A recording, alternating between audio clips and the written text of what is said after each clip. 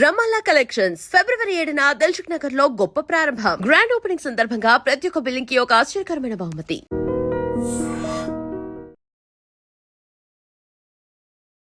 సంక్రాంతికి హిట్ కొట్టిన ఆనందంలో ఉన్నట్టున్నారు.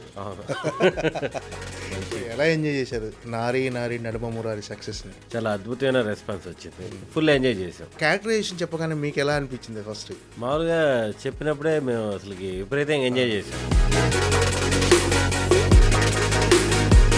సినిమా స్టోరీ మీరు రిలీజ్కి ముందే ఒకసారి లీక్ చేశారని చిన్న అలజడి అనుకోకుండా జరిగింది. అది ట్విట్టర్, ఇన్స్టాగ్రామ్ మొత్తం అన్నిట్లో అదే వస్తుంది. చాలా దగ్గర చెప్పా ప్రాపర్. మీ కాలేజీ లైఫ్లో ఇన్సిడెంట్స్ ద్వారా కథలు తయారు చేసుకోవచ్చు అనేది ఒకటి అర్థమైంది ఇప్పుడు. సో ఒక్కొక్కటి వదలొచ్చు కదా మనలో. యాక్చువల్గా రియల్ లైఫ్లో నుంచి చాలా కథలు వస్తాయి. ఒక్కొక్కటి ఒక్కో స్టోరీ కదా. స్కూల్ లైఫ్ ఎలా ఉండేది? క్లాస్ ఫస్ట్ నేను. క్లాస్ ఫస్టా? ఒకడు మా అన్న. ఓకే. నా తర్వాతే ఉండేవాడు చదువులో. ఇంకోటి పెద్దగా స్కూల్కి వచ్చేవాడు కాదు. ఇంకోటి స్టడీస్లో వీక్. ఓకే. ఈ రకం క్లాస్ ఫస్ట్ ఎవరు? నలుగురులో మీరు క్లాస్ ఫస్ట్. 4th క్లాస్ వరకు స్ట్రెంత్ పెరిగిపోయినాక మనం వీక్ అయిపోయాం. కానీ ఇప్పుడు నెల్లూరులో ఏంటి, మనం నెల్లూరు పెద్దారెడ్డి అయినా ఎలాగానే ఫ్రెండ్స్.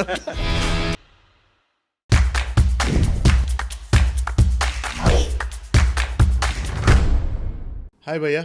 హాయ్ భయ్యా, ఎలా ఉన్నారు? మీరు ఎలా ఉన్నారు? నేను అద్భుతంగా ఉన్నాను. అంటే సంక్రాంతికి హిట్ కొట్టిన ఆనందంలో ఉన్నట్టున్నారు. అవును. మంచి హిట్. ఏంటి భయ్య, ఎలా ఎంజాయ్ చేశారు నారీ నారీ నడుమ మురారి సక్సెస్ని? కొంచెం టెన్షన్తో స్టార్ట్ అయింది. ఎందుకంటే మాది సంక్రాంతికి వచ్చిన సినిమాల్లో చివరి సినిమా కదా. అన్నీ బాగున్నాయి అంటున్నారు. అలా అలా అలా థియేటర్లు తక్కువ వచ్చినా సరే చాలా అద్భుతమైన రెస్పాన్స్ వచ్చింది. ఫుల్ ఎంజాయ్ చేసాం. ఓకే. ఏంటంటే ఆ క్యారెక్టరైజేషన్ జనాలకు బాగా ఎక్కింది మీ క్యారెక్టరైజేషన్. అవును. అంటే అన్ని ఎంటర్టైన్మెంట్ సినిమాలు వచ్చినా కూడా నారీ నారీ నడుమ మురారిలో దానికి ఒక సపరేట్, అంటే ఒక ఆర్గానిక్ కామెడీ అని ఒక చిన్న గుర్తింపు ఎక్కువ వచ్చేసింది. ఆ సినిమాకి సక్సెస్ అనేది సపరేట్గా చూశారు జనాలు. కంటెంట్ బాగుందని చెప్పేసి అన్నారు మెయిన్. అంటే మీరు ఆ క్యారెక్టరైజేషన్ చెప్పగానే మీకు ఎలా అనిపించింది? ఫస్ట్ మామూలుగా చెప్పినప్పుడే మేము అసలుకి విపరీతంగా ఎంజాయ్ చేసాం. మామూలుగా వీళ్ళ స్టైల్ ఏంటంటే అదే సాయిరాం అబ్బరాజు, భాను, నందు వీళ్ళ ముగ్గురు టీం ఏదైతే ఉంటుందో స్క్రిప్ట్ పేపర్లోనే ఫుల్ ఫన్ ఉంటుంది. మనం చూసే నవ్వేస్తాం. చాలా ప్రాపర్. అంటే వాళ్ళు 3 సినిమాలు చేశాను నేను. వివాహ భోజనంబు, సామాజవర్గం, నారీ నారీ నడుమురారి. కొంచెం ర్యాపో ఉంది. కామెడీ స్టైలు, చెప్పేటప్పుడు నేరేస్ట్ కూడా చాలా బాగా ఇస్తారు. నేను చెప్పినప్పుడు విపరీతంగా ఎంజాయ్ చేసాం. నరేష్ గారి క్యారెక్టర్ అయితే విపరీతంగా ఎంజాయ్ చేసాం. అసలుకి అంటే రామబ్బరాజుతో ట్రావెల్ ఉన్నదా మీకు 3 సినిమాల నుంచి? రామబ్బరాజు, రైటర్ భాను, నందు, ఇద్దరు ముగ్గురు మంచి ఫ్రెండ్స్. ముగ్గురు కాంబో అనమాట సినిమాలో. అంటే ఇండస్ట్రీ రాకముందు నుంచి ఫ్రెండ్సా వాళ్ళు? లేదు, నాకు ఫస్ట్ వివాహ భోజనంకే పరిచయం. సత్య హీరోగా చేసిన ఓటీటీ ఫిలిం, ఆ ఫిలిం నుంచి పరిచయం. అలా ట్రావెల్ అవుతున్నాను అనమాట. ఓకే. అంటే ఈ సినిమా స్టోరీ మీరు రిలీజ్కి ముందే ఒకసారి లీక్ చేశారని చిన్న అలజడి అనుకోకుండా జరిగింది. అది ట్విట్టర్, ఇన్స్టాగ్రామ్ మొత్తం అన్నిట్లో అదే వస్తుంది. నేను అంటే చాలా దగ్గర చెప్పా ప్రాపర్గా. ఏం జరిగిందంటే ఒక ఇంటర్వ్యూలో అడిగారు లవ్ మ్యారేజెస్ గురించి ఏంటి మీ కాలేజీ లైఫ్లో ఇదని. నేను చదువుకున్న టైంలో పక్క వేరే కాలేజీలో జరిగిన ఒక ఇన్సిడెంట్ చెప్పాను. ఓకే. అది చెప్పి అది టెలికాస్ట్ అయింది. ఆ రోజు టెలికాస్ట్ అయిన రోజే మన సాయిరాం అబ్రాజ్ ఫోన్ చేశారు. కాదు, నువ్వు ఈ సినిమాలో ఒక ఫ్లాష్ బ్యాక్లో ఒక మెయిన్ పాయింట్ చెప్పేసావు నువ్వు సినిమాలో. ఇప్పుడంటే ఓటీటీ కూడా వచ్చేసింది కాబట్టి పర్లేదు. మెయిన్ పాయింట్ చెప్పేసావు నువ్వు. ఇది అప్పుడు ప్రీ ప్రొడక్షన్ జరుగుతుంది. నారీ ప్రీ ప్రొడక్షన్ జరిగేటప్పుడు యాక్టర్స్ అందరికీ కథలు తెలియదు కదా. ఇప్పుడు సాయిరాం అబ్బరాజు, శర్వానంద్ గారు సినిమా చేస్తున్నారని తెలుసు, కథ ఏంటని తెలియదు. ఓహో ఇదా లైను ఇది అనుకున్నాం. మన ఇంటర్వ్యూ చేసిన తర్వాత వాళ్ళకి ఫోన్ చేసి చెప్పినా అది డిలీట్ అవ్వదు. ఇంకెందుకంటే అన్నిట్లో వైరల్ అయిపోయింది. అప్పుడు మామూలుగానే వైరల్ అయింది. సినిమా రిలీజ్ అయినాక అది ఇంకో విధంగా వచ్చేసింది. ఓకే. మనకి ఆ సినిమా కథకి సంబంధం లేదు. సో మీ కాలేజీ లైఫ్లో ఇన్సిడెంట్స్ ద్వారా కథలు తయారు చేసుకోవచ్చు అనేది ఒకటి అర్థమైంది ఇప్పుడు. సో ఒక్కొక్కటి వదలొచ్చు కదా మనలో. యాక్చువల్గా రియల్ లైఫ్లో నుంచి చాలా కథలు వస్తాయి. ఒక్కొక్కటి ఒక్కో స్టోరీ కదా. అవును. అంటే ఇప్పుడు అంటే మీ కాలేజ్ లైఫ్ ఎలా ఉండేది నిజంగా ఒకసారి మళ్ళీ గుర్తు చేసుకోండి. ఏంటంటే ఇప్పుడు యాక్చువల్గా తిరుపతిలో బీటెక్ చేశాను నేను చదలవాడలో. ఓకే. 1.5 yearకే మానేశాను. ఫస్ట్ ఇయర్ అయిపోయింది. సెకండ్ ఇయర్ స్టార్టింగ్లోనే ఒక 6 monthsలో డ్రాప్ అయిపోయాను. ఓకే. డ్రాప్ అయిపోయి ఆ పార్ట్ టైం జాబ్లని అవని ఇవని ఇంట్లో చెప్పలేదు. 4 years అయిపోయినాక చెప్పాను. ఓకే. ఆ తర్వాత తెలిసింది. అంటే అందుకేనా శరవణంతో ఒక డైలాగ్ కూడా పెట్టించారు, బీటెక్ అసలు ఎందుకు చేశాము ఎలా ఆ బీటెక్ ఆర్కిటెక్చర్కు అసలు సంబంధం ఏంటి? యాక్చువల్గా వీళ్ళు అంటే ఎంత లోపలికి వెళ్ళిపోయి రాస్తున్నారో తెలియదు కానీ థియేటర్లో చూస్తున్నప్పుడు కొన్ని కొన్ని డైలాగులకి ఎందుకు ఎంజాయ్ చేస్తారో తెలియదు, మనకు తెలియదు కదా. అవును. బీటెక్ చదివి చేసే పనికి చదువుకున్న జాబ్కి 90% సంబంధం ఉండట్లేదు కదా. అవును 100. దానికి భలే ఎంజాయ్ చేశారు అసలు. ఏం భయ్ అంటే మీ కాలేజీ లైఫ్ ఎందుకు బీటెక్ ఎందుకు డిస్కంటిన్యూ చేశారు? మనకి అసలుకి ఇప్పుడు 7 తర్వాత 8 లాగా ఇంటర్మీడియట్ తర్వాత బీటెక్కేనేమో, 9 తర్వాత 10th క్లాస్ డైరెక్ట్ బీటెక్ అనుకున్నారు అంటే ఏం ఎంట్రన్స్ లేకుండా వచ్చేస్తుంది అనుకున్నారు ఏంది? అది నాకు ఎంసెట్ రాశాను, అదేందో వచ్చేసింది 26,000 చేంజ్ ఎంతో ర్యాంక్ వచ్చింది. ఓకే. నేను మళ్ళీ పేమెంట్ సీట్ కూడా కాదు, నా కౌన్సిలింగ్లోనే సీట్ వచ్చేసింది. మెరిట్ స్టూడెంట్ మీరు. అది అనుకోకుండా ఎన్ని డ్రాప్లు, అదేదో చుక్కలు పెట్టాలి కదా, నాకు నచ్చిన చుక్కలు పెట్టాను, అలా కలిసి మంచి స్కోర్ వచ్చింది. మళ్ళీ రికమెండేషన్లు రిజర్వేషన్లు ఏం లేవు. అలా అలా కాకపోయినా కూడా మంచి సీట్ వచ్చింది, మంచి కాలేజే చదవాళ్ళలో. ఎక్కడ? నెల్లూరులోనా? తిరుపతి. తిరుపతి. ఓకే. అసలుకి ఏంటిది అనుకున్నా, నేనేదో 26,000 వస్తే ఫీల్ అయ్యా. అక్కడికి వెళ్ళి చూస్తే క్లాస్లో నేను 2వ వాడిన 3వ వాడిన మహా అంటే, మిగతా వాళ్ళందరూ అంటే దాదాపు ర్యాంక్ ఎక్కువ వస్తే 1 lakh ఎంతో కట్టాలి కదా పేమెంట్ సీటు. పేమెంట్ సీట్లు, నాది కౌన్సిలింగ్ సీటే. ఓకే. అనుకోకుండా వచ్చింది. అలా చుక్కలు పెట్టే పని అయితే బీటెక్ ఏంటి ఇంకా మాస్టర్స్ కూడా చదివేసామండి నేను. ఇదేంటో వీళ్ళు ఎగ్జామ్స్ అనేటప్పటికి బెదరిపోయి ఓకే ఇది మనకు సంబంధం లేదు, టైం వేస్ట్ అయిపోతుంది జీవితంలో అని ఆపేసాను. ఓకే. అంటే అంటే ఎందుకంటే ఎందుకు మానేయాలనుకున్నారండి మామూలుగా? అసలు నాకు మామూలుగానే ఇంట్రెస్ట్ లేదు చదువు మీద. అంటే ఆ వయసులో ఎందుకో ఇంట్రెస్ట్ కలగల, కొంతవరకు కలిగింది. ఆ తర్వాత ఈ ఆటలు పాటలు దాని మీద వెళ్ళిపోయింది జీవితం.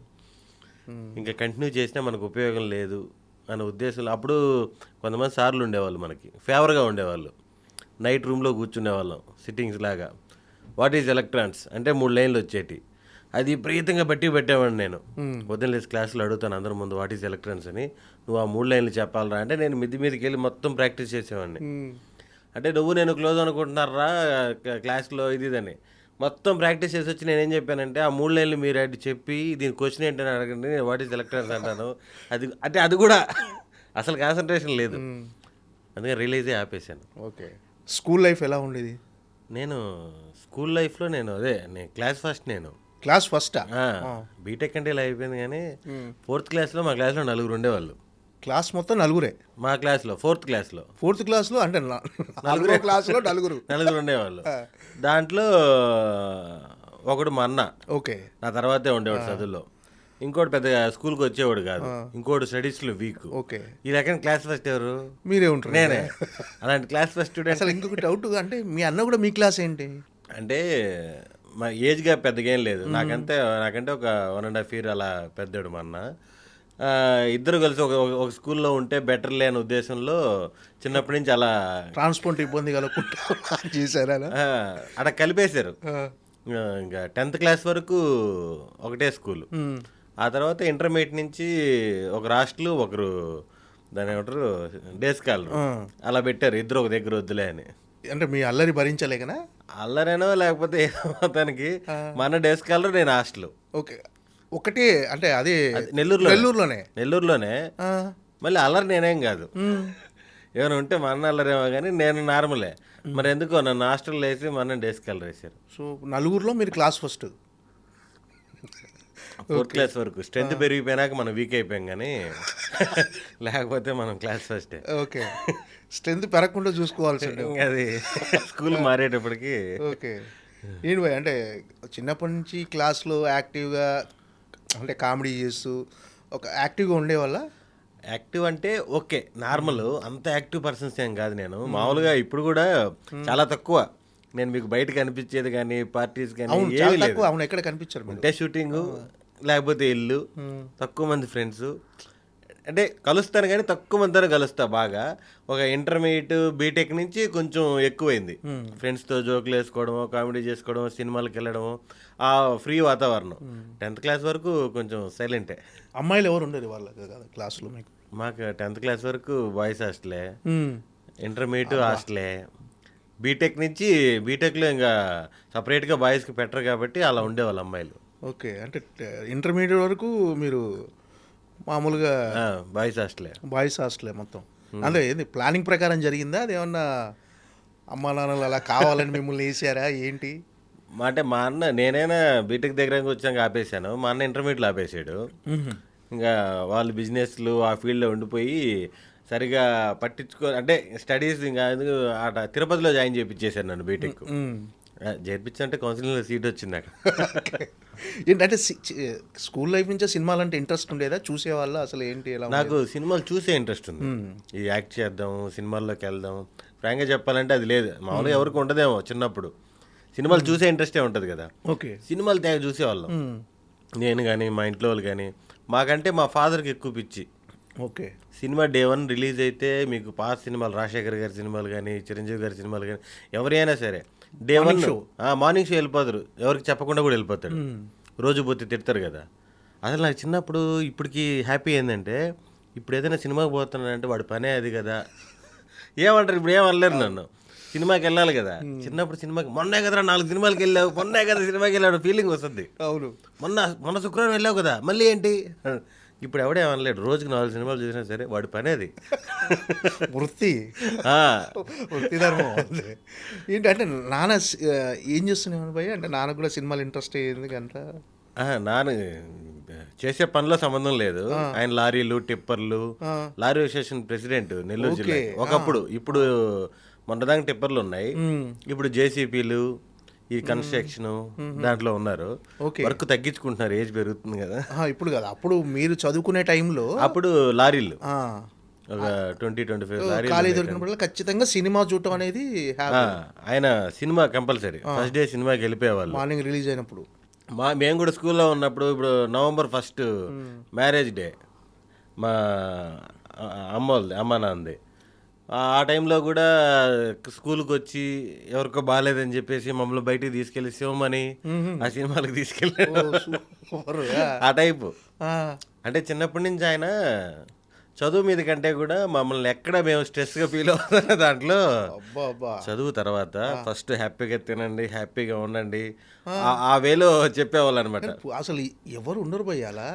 లేదు, మాకు ఇప్పుడు కామెడీగా ఏదో కూడా అనేవాళ్ళు. ఇప్పుడు ఏంటి, పిల్లల్ని చదువు చదువు చదువు అని స్ట్రెస్ చేసేవాళ్ళే తప్ప చాలా మంది, మోస్ట్ ఆఫ్ ద పేరెంట్స్, అరే నీ భవిష్యత్తు బాగుండాలంటే నువ్వు చదువుకోవాలరా, ఇప్పుడు నువ్వు కష్టపడితే తర్వాత సుఖపడతావు, ఇలాంటివన్నీ చెప్పి మోస్ట్లీ వాళ్ళు చదువు మీదనే ఎక్కువ. అంటే వాళ్ళకి పెట్టాల్సిన ఫుడ్ పెడతారు అన్నీ చూసి, కానీ అరే చదువు తర్వాత ముందు ప్రశాంతంగా ఉండు, సినిమా చూడు, తిను అని ఇలా ఎంకరేజ్ చేసేవాళ్ళు చాలా తక్కువ.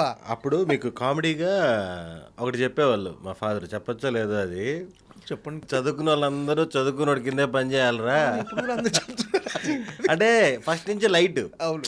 అలా చెప్తే ప్రెజర్ తీసుకోకుండా చదువుకుంటారని మేము దాన్ని సీరియస్గా తీసేసుకున్నాం. అసలు చదువుకోలేదు, తీసుకునేవాడిని బట్టి కూడా ఉంటుంది. సో ఆయన ఒకందుకు చెప్తే మీరు ఒకందుకు అర్థం చేసుకున్నాం. కానీ అలా అర్థమైంది. స్టడీస్ అయితే 100% ఇంపార్టెంట్. అవును, 100% స్టడీస్ కావాలి, 100% important. First place, second place ఆ స్కీమ్ లేదు. నేనంటే ఏంటిది అంటే చిన్నప్పుడు క్లాస్లో కానీ లవ్ స్టోరీస్ లాంటివి ఏం లేవా? అంటే అమ్మాయిలతో గొడవ పట్టాలు, అమ్మాయిలు. ఇంక నేను ఎవరిని చేస్తే వాడిని లవ్ చేయాలి తప్ప మొత్తం హాస్టల్ లైఫ్ మంది. ఇంకెవరిని లవ్ చేస్తాం? అంతేనా? బీటెక్ అంటారా? చేరిన ఫస్ట్ ఇయర్ జాయిన్ అయ్యాము. మామూలుగా అంటే నాకు గుర్తుండి 8 సబ్జెక్టులు, 8 ప్రాక్టికల్స్ ఉంటాయి. ప్రాక్టికల్స్ కాలేజ్ వాళ్ళే పాస్ చేస్తారు, ఇంకా 8 బయట. నేను అప్పుడు కూడా నాకు తెలిసి 16 సబ్జెక్టులు కదా లెక్క ప్రకారం. 8 పాస్, 8 బయనే నాన్న అని చెప్పాను నేను. 8 పాస్ అయ్యావా అంటే ఆ పాజిటివ్ వేలో ఉన్నారు. ఏ రోజు ప్రెజర్ లేదు మనకి వెనక నుంచి. పోయిన వాటి గురించి అడగలే, పాస్ అయినా ప్రాబ్లం ఏంటంటే ఆ 16లో 8 కాలేజ్ వాళ్ళే పాస్ చేస్తారు. ఓకే. అయ్యో ఇదేదో దాన్ని ఏదో అంటారు ప్రాక్టికల్స్ ఏదో, అయ్యి వాళ్ళే పాస్ చేస్తారు. ఇంకో 8 మనం పాస్ అవ్వాలి. దాంట్లో నేను 1-2 పాస్ అయినట్టున్నా. ఇంటర్నల్స్లో వాళ్ళు పాస్ చేస్తారు, ఇంటర్నల్ ఎగ్జామ్స్ అంటారు వాటిని. ప్రాక్టికల్స్లో వాళ్ళు పాస్ చేసి సెకండ్ ఇయర్కి వెళ్ళినా కూడా మళ్ళీ దాంట్లో చాలా వరకు పోయినాయి. అప్పటికి ఎన్ని పాస్ చేయమని నేను మోకాల మెట్లు కూడా ఎక్కా, తిరుపతి కదా. అవునా? ఏంది పైకి మొత్తం ఎక్కాం, దేవుడు పాస్ చేయలేదు ఏంటి అని అప్పుడు అనుకునేవాడిని. ఇప్పుడు అనిపిస్తుంది దేవుడు మనం అడిగింది చేయడు, మనకేం కావాలో చేస్తాడు. నిజంగా పాస్ అయ్యి ఉంటే మన పరిస్థితి ఎలా ఉండేదో. ఇప్పుడైనా కొంచెం బెటర్ పొజిషన్లో ఉన్నాను నాకున్న నాలెడ్జ్కి. ఓకే. అంటే అప్పట్లో అంత దైవభక్తి ఉండేదా? మోకాలతో వారానికి 2-3 సార్లు మా ఫ్రెండ్స్ అందరం కలిసి తిరుమలకి వెళ్ళేవాళ్ళం. నడుచుకుంటూ వెళ్ళేవాళ్ళం, బైకుల్లో వెళ్ళేవాళ్ళం. అది ఎలా అలవాటు అయిపోయిందంటే పైకి వెళ్ళి రాంబాయికి అదే టిఫిన్ తినేసి వచ్చేసేవాళ్ళం కొన్నిసార్లు, దర్శనానికి పోకుండా. ఫుల్ క్రౌడ్ ఉన్నారులే ఆ టైప్లో. అలా అలా సబ్జెక్టుల కోసం ఒకసారి మోకాళ్ళ మెట్లు కూడా ఎక్కాం. ఏది చేతులు కింద పెట్టుకున్న మోకాలతో. అదే చెప్పాను కదా, అప్పుడు ఫీల్ అయ్యా, ఏంటి దేవుడు మనకి పట్టించుకోలేదు, అన్ని సబ్జెక్టులు మళ్ళీ పోయినాయి అని. ఓకే. కానీ అర్థమైంది మనకు కావాల్సింది ఇస్తాడులే. అంటే డిస్కంటిన్యూ చేసిన తర్వాత ఇక సినిమా ఇండస్ట్రీకి వచ్చారా డైరెక్ట్? లేదు, డిస్కంట్ చేసిన తర్వాత నెట్వర్క్ మార్కెటింగ్ చేశా. అదే ఇద్దరిని చేర్పిస్తే 1000 రూపాయలు, ముగ్గురిని చేస్తే ఏదో చేసాం మార్కెట్స్. అది ఒక ఒక దగ్గర కూర్చొని బాగానే వచ్చింది. మధ్యలో ఎవడో చీటింగ్ చేసాడు. అది ఎక్కడో ఒక దగ్గర ఆగిపోద్ది. యాక్చువల్గా బాగానే జరుగుతుంది. వాడు ఎవడో మధ్యలో ఇప్పుడు క్రౌడ్ పెరిగిపోతా ఉంది. 1600 మంది వచ్చారు కింద. ఓకే. మనం మామూలు 1600 మందిని జాయిన్ చేశారు. మనకి ఇంగ్లీష్ సరిగ్గా మాట్లాడలేం కానీ ఏదో ఒకటి చేసి స్పీచ్ ఇస్తాం, జనాలను కూర్చోబెట్టి మోటివేట్ చేస్తాం అనమాట. మామూలుగా 100-200 మందికి చెప్తే 1-2 జాయిన్ అవుతారు. అలాంటిది 1600 మంది మనకి ఎంత జాయిన్ అయ్యారంటే 100 మందికి చెప్పాం. చెప్పి ఫుల్ జాయిన్ చేసాం, తిరిగాం. మధ్యలో ఎక్కడో డిస్టర్బ్ అయ్యి కంపెనీ ఆగిపోయింది. ఆ తర్వాత మళ్ళీ ఇంటికి వెళ్ళి మీ సేవ అని అది చాలా బిజినెస్లు పెట్టి లాస్ట్కి ఇలా వచ్చేసాం. అంటే ఏంటి మన నాన్న బిజినెస్ చూసుకోవచ్చు కదా, ఎందుకు ఆ బిజినెస్ ఎందుకు చూసుకోలేదు? ఈ సినిమాలో హే భగవాన్ ట్రైలర్లో చెప్పినట్టుగా నాన్న బిజినెస్ చాలా హెడ్ఏక్. లారీలు, మోటార్ ఫీల్డ్ ఒక్కొక్కసారి వాళ్ళకి బీపీ టెన్షన్లు చూస్తుంటాం కదా, చాలా టార్చర్ అది. అంటే అది మామూలు వాళ్ళకి సెట్ కాదు మోటార్ ఫీల్డ్. మేము అన్ని దగ్గర నుంచి చూసేవాళ్ళం. అంటే మా ఫాదర్ కూడా చిన్నప్పుడు చదువు మీదే పంపించాలని ఉండింది, ఈ బిజినెస్లో వద్దులే ఇవన్నీ లేకలేరని. అప్పటికి 10th అయిపోయినాక ఒకసారి ట్రై చేసాం మేము. వద్దు స్టడీస్ వద్దు, నేను కూడా ఇప్పటి బిజినెస్ చేసుకుంటా అంటే నన్ను మా అన్నని ఒక లోడు సిమెంట్ రాళ్ళు ఉంటాయి కదా, మాకు ఫ్యాక్టరీ ఉండేది అప్పుడు, ట్రాక్టర్ లోడ్ వీళ్ళిద్దరి చేత ఎక్కించండి అని చెప్పి నన్ను మా అన్నని ఎక్కించారు. ఓకే. 108 ఎన్నో రాళ్ళు పడతాయి ఒక ట్రక్కి. మీరే మోసుకెళ్ళి దాంట్లో పెట్టి ఒక లోడ్ తీసుకెళ్ళాము. అక్కడికి వెళ్ళి నాకు గుర్తుండి ట్రాక్టర్లకి అప్పుడు ఏదో నొక్కితే లిఫ్ట్ ఇలా ఏదో నొక్కేసాం అనుకుంటా నేను. అది ఇలా పైకి లేసి అన్ని కింద పడి పగిలిపోయినాయి. మామూలుగా అన్నీ ఒక్కొక్కటి తెచ్చిపెట్టాలి, మన తెలివి అలా ఉండేది 10thలో. ఆ తర్వాత అయిపోయినాక నేను చదువుకుంటానని చెప్పి ఒప్పేసుకున్నా, ఇవన్నీ మన వల్ల అవ్వదని. మా అన్న మాత్రం నేను చదువుకోను, నేను ఇదే చేసుకుంటా. ఆ టైంలో మా అన్న స్ట్రాంగ్గా ఉండి కూడా ఇంటర్మీడియట్ నుంచి అటు వెళ్ళిపోయాడు. ఓకే. నేను ఏంటంటే సినిమా ఫీల్డ్లోకి అసలు ఎలా ఎంట్రీ జరిగింది, రావాలని ఎందుకు అనిపించింది అసలు? అదే నేను పిచ్చి బిజినెస్లు అన్నీ చేసి ఎన్ని చేతులు కాల్చుకోలేదు. అంటే ఏమైనా లాస్ అయ్యారా బిజినెస్ల వల్ల, ఇలాంటి వాటి వల్ల? లాస్ అవ్వడం అంటే మీ సేవ కానీ నాన్నతో చివాట్లు తినటం ఏంటరా? మా ఇంట్లో చెప్తున్నాను కదా, ఆ ప్రెజర్ ఎప్పుడు ఇవ్వలేదు మాకు. ఒకవేళ మిస్టేక్స్ చేసినా కూడా ఒకవేళ నాన్న అమ్మ తర్వాత మా బ్రదరు, వాళ్ళిద్దరు కాకుండా మళ్ళీ ఎక్కడైనా ఎక్కడో చోట నాకు సేఫ్ ఉంది. అమ్మా నాన్న కాకపోయినా బ్రదర్ అయినా నన్ను కొంచెం అడ్డుకునేవాడు, ఏమైనా అవసరం అయితే హెల్ప్ చేయడం కానీ. మా బ్రదరు, మదరు, ఫాదరు ముగ్గురు ఆల్మోస్ట్ ఒకటే నాకు. ఓకే. ఆ పొజిషన్లో ఉండేవాళ్ళే. నేను ఒక ఏజ్ గ్రూప్ అయినా కూడా సరే ప్రొటెక్టివ్గా ఉండేవాళ్ళు. మనకి చిన్నప్పటి నుంచి అలాంటి అడ్డంకులు, ఒకళ్ళు ఏదైనా నష్టపోతే తిట్టడం అలాంటివి ఏం లేవు. ఒక టైంలో ఫ్రెండ్స్ లండన్ వెళ్ళి బీటెక్ అయిపోయిన తర్వాత 2-3 సంవత్సరాలు ఉండేసి అదేందో చదువుకొని వస్తున్నారు. మనం ఇప్పుడు పోకపోతే ఇంకెప్పటికి వెళ్ళలేము జీవితంలో అని చెప్పేసి లండన్ పోదామని హైదరాబాద్ వచ్చాను. లండన్ పోదామని ఒక డిగ్రీ సంపాదించి, వేరే డిగ్రీ అంటే బీటెక్ కాకుండా ఇంకా వేరే గ్రాడ్యుయేషన్. మా అమ్మ తమ్ముడికి మా మామయ్యకి పొద్దుటూరులో డిగ్రీ కాలేజ్ ఉంది, అక్కడ ఒక డిగ్రీ రాసాం. ఓకే. ఆ డిగ్రీ పేపర్లు పట్టుకుని లండన్ పోదామని హైదరాబాద్ వచ్చాను. ఓకే. ఐఎల్స్ కోచింగ్ జాయిన్ అయ్యి ఆడ కూర్చున్న తర్వాత వాడు లిజనింగ్ స్పీకింగ్ ఏందేందో అంటున్నాడు అమీర్పేటలో. ఒరే ఎంత ఎమోషన్లో కూడా మన డెసిషన్ తీసుకోకూడదు, చదువుకుందామని. అప్పుడు ఏంటంటే చదివామండి నేను. 5వ క్లాస్ తర్వాత 4 సంవత్సరాలు గొర్రెలు మేపి ఆ తర్వాత చదివి ఇతను కలెక్టర్ అయ్యాడు. అలాంటి ఏ మోటివేషన్ ఇవి చదివామండి. 5 సంవత్సరాలు గొర్రెలు మేపి ఆ తర్వాత చదివి కలెక్టర్ అయ్యాడంటే మనకేం గ్యాప్ వచ్చింది పెద్దగా అని చెప్పి వచ్చి ఐఎల్స్ జాయిన్ అయ్యా. వాడు స్పీకింగ్, లిజనింగ్, రైటింగ్ ఏదేదో అంటున్నాడు, అర్థం కావట్లేదు, అనవసరంగా జాయిన్ అయ్యాం మనం అనుకుంటున్నా. ఫీజు అడిగితే 10,800 9,800 చెప్పాడు ఓకే. Exam fee. నా కెరియర్లో నా జీవితంలో 500 కంటే ఎప్పుడు ఎక్కువ కట్టలేను నేను ఎగ్జామ్ ఫీజు. ఎవడో కట్టడు కదా. ఇంత కట్టడం దేనికని ఆలోచిస్తుంటే శ్రీకాంత్ ఎన్ రెడ్డి అని ఆదికేశవ్ డైరెక్టరు, ఓకే. నా షార్ట్ ఫిల్మ్స్ అన్నిటికీ డైరెక్టరు. ఇంటర్మీడియట్ తర్వాత నుంచి ఫ్రెండ్స్ మేమందరం. వాడు డైరెక్టర్ అవ్వాలని కోర్స్ జాయిన్ అయ్యి వాడు షార్ట్ ఫిల్మ్ తీస్తూ దాంట్లో నన్ను పెట్టుకున్నాడు. అప్పుడు జరిగిన కామెడీ సిచ్యువేషన్లు అన్నిటికి వెళ్ళి ఒక కథ రాసుకొని నన్ను పెట్టి ఒక షార్ట్ ఫిల్మ్ తీసాడు. ఓకే. నేనేంటి ఏదో యూట్యూబ్లో చూసుకోవడానికి ఒక వీడియో ఉంటుంది కదా, అప్పుడు కొత్త కదా యూట్యూబ్, 2012 ఆ టైంలో కొత్త అంటే షార్ట్ ఫిల్మ్స్ ఇవన్నీ. అలా తీసింది కెరీర్ ఇలా మారిపోయింది. ఓకే. అప్పుడు ఇండస్ట్రీలో రావడం, ఫోన్స్ రావడం. లండన్ అనేది ఆపేశారు ఇక, అక్కడితో లండన్ వెళ్ళాలన్న ప్రయత్నాలన్నీ. అసలు మనం ఐఎల్స్ దగ్గరే అయిపోయాం. ఓకే. ఆ ఎగ్జామ్ కాడే అయిపోయాం మనం. ఐఎల్స్ మళ్ళీ స్పోకెన్ ఇంగ్లీష్ 2 జాయిన్ అయ్యాం. సీరియస్గానే వెళ్ళిపోదాం ట్రై చేశారు. సీరియస్గా వెళ్ళిపోయి 2-3 సంవత్సరాలు ఉండేసి తిరిగేసి వద్దాం, ఇచ్చేసి వచ్చేద్దాం. సంపాదించగా చదువుకోవడానికి. ఓకే. అక్కడికి వెళ్ళి ఏం చేస్తాం, మహా అంటే పార్ట్ టైం జాబ్ చేస్తే మన ఖర్చులకు వస్తాయి. నా ఫ్రెండ్ వాడు వెళ్ళున్నాడు నాయుడుపేట నుంచి, బాలు అని. వాడు వెళ్ళాడు కదా, మనకు కూడా వెళ్ళి ఒక 2-3 సంవత్సరాలు తిరిగి వద్దాం, వాడు కూడా ఉన్నాడని చెప్పి అదేదో స్పోకెన్ ఇంగ్లీష్ ఒక గంట, ఐఎల్స్ ఒక 45 మినిట్స్ రోజు ఆ కోచింగ్ వెళ్ళామండి. వీడు షార్ట్ ఫిల్మ్ తీసిన తర్వాత నిదానంగా మనకి గుర్తింపు స్టార్ట్ అయింది. ఇంతకుముందు గణపతి కాంప్లెక్స్కి వెళ్ళామండి రోజు టీ తాగి. అప్పుడప్పుడు సినిమాల్లో కానిస్టేబుల్ క్యారెక్టర్లు, జడ్జి క్యారెక్టర్లు వేసేవాళ్ళు కనిపించేవాళ్ళు. కొంచెం ఇంట్రెస్టింగ్గా రోజు వెళ్ళేవాళ్ళం. అక్కడ షార్ట్ ఫిల్మ్ రిలీజ్ అయిన ఒక 1 వీక్ తర్వాత నన్ను గుర్తుపట్టడం స్టార్ట్ అయింది. అప్పుడే ట్రెండ్ కదా ఈ షార్ట్ ఫిల్మ్స్. అలా అలా అలా చిన్న చిన్న అవకాశాలు రావడం, ఇంకో 3 షార్ట్ ఫిల్మ్స్ చేయడం, అలా అనుకోకుండా సినిమాల్లోకి వచ్చేసి. ఓకే. అంటే ఇంట్లో సపోర్ట్ చేశారా, ఇట్లా వెళ్ళిపోతున్నాను నేను సినిమాల్లోకి, నేను ట్రై చేస్తానంటే? అంటే వాళ్ళు భయపడ్డారు, మా బ్రదర్ కానీ మదరు ఫాదర్ అందరూ భయపడ్డారు. అవసరమా మనకి, ఆడెవరున్నారు తెలిసిన వాళ్ళు, అది ఇది, వీడు ఎన్ని తలక మాసిన పనులు అన్నీ చేస్తుంటాడు వీడు, ఆ టైప్లో ఉన్నింది. ఎక్కడో తెలియకుండా సపోర్ట్ అయితే ఉంది. నేను షార్ట్ ఫిల్మ్ తీసిన తర్వాత ఈ సీడీలకు రైట్ చేసి పంపించాను, DVD ప్లేయర్లో పెట్టి చూపించడం అయింది. వాళ్ళు అవన్నీ చూసి బాగా చేస్తున్నాడు వీడు, ఆ ఫీలింగ్ అయితే ఉంది. ఎప్పుడైతే నిదానంగా అవకాశాలు స్టార్ట్ అయినాయో బుడ్డి రన్ రాజా రన్ ఫస్ట్ సినిమా, తర్వాత పటాసు, వాళ్ళు థియేటర్లో చూసినప్పుడు చాలా హ్యాపీ అయ్యి జాగ్రత్త జాగ్రత్త అనగానే కొంచెం కంగారు అయితే ఉంది. ఒక టైంలో ఎక్కడో కుమారి 21 సుకుమార్ సార్ వాళ్ళ సినిమా, దాంట్లో వాటర్లో పడిపోయాను, ఆల్మోస్ట్ చనిపోయాడు అని చెప్పేసి ఫోన్లో వెళ్ళిపోయాను. ఇది బ్యాంకాక్లో షూట్? కుమారి 21 కాదు, కుమారి 21 1 వీక్ రిలీజ్ ముందు. ఓకే. ఒక చిన్న సినిమా ఈస్ట్ వెస్ట్ సైడ్ పాలకొల్లో ఎక్కడో గోదావరిలో పడిపోయాను.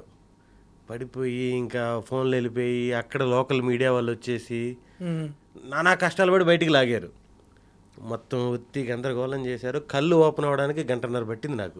నాకు తెలుస్తుంది బతికే ఉన్నానని. ఓకే. కానీ కళ్ళు ఓపెన్ అవ్వట్లా. తాగేసి గందరగోళంగా నీళ్ళలోకి వెళ్ళిపోయి నాకు స్విమ్మింగ్ రాదు, ఏం రాదు. అప్పుడు ఇంట్లో వాళ్ళు విపరీతంగా తిట్టి, మా బ్రదరు ఇంటికి వచ్చి ఏదైనా ఫైనాన్స్ వ్యాపారం చేసుకుందాం అది ఇది ఇది అంటే, అప్పుడు సుకుమార్ సార్కి చెప్పాను, సార్ ఇలా జరిగింది సార్ అని. ఒరే అనవసరంగా కుమారి 21 నీకు అంకితం చేయాల్సి వచ్చేది కదా అనే సార్కి జరిగిన ఇన్సిడెంట్ చెప్పారు ఆర్యా టైంలో. అవును. ఆయన కూడా అలాగే పడిపోయారు. బన్నీ గారు వచ్చి లాగారు, ఒక లైట్ మ్యాన్ వచ్చి ఇతన్ని కాపాడాడు, అవన్నీ చెప్పారు సరదాగా. అందుకని గుర్తుంది కుమారి 21కి 1 వీక్ రిలీజ్ ముందు. ఓకే. అంటే ఏ సినిమాది షూటింగ్ అది? అది జానకి రాముడు అని అప్పుడు కావేరీ ట్రావెల్స్ వాళ్ళు ప్రొడక్షన్. జానకి రాముడు సినిమా. ఆ సినిమాకి జరిగింది. అలా భయపడుతూనే ఉన్నారు. కొంచెం పర్వాలేదు, సినిమాల్లో ఫ్రీక్వెంట్గా కనిపిస్తున్నాడు అన్నప్పుడు కొంచెం ధైర్యం. అంటే ఆ టైంలో అమ్మ నాన్న బాగా భయపడ్డారు, ఎందుకు ఇదంతా? భయం అయితే ఉంటుంది కదా. మా బ్రదర్ కూడా వీళ్ళందరూ కూడా వద్దు ఇంటికి వచ్చి వ్యాపారం మాకు ఎట్టో వ్యాపారాలు కామనే కదా. అంటే సినిమాలో ఇలాంటి, అంటే అది షూటింగ్లో కదా, షూటింగ్లో భాగంగా పడిపోయారు అంతేనా మీరు? షూటింగ్లో భాగంగా పడిపోయా.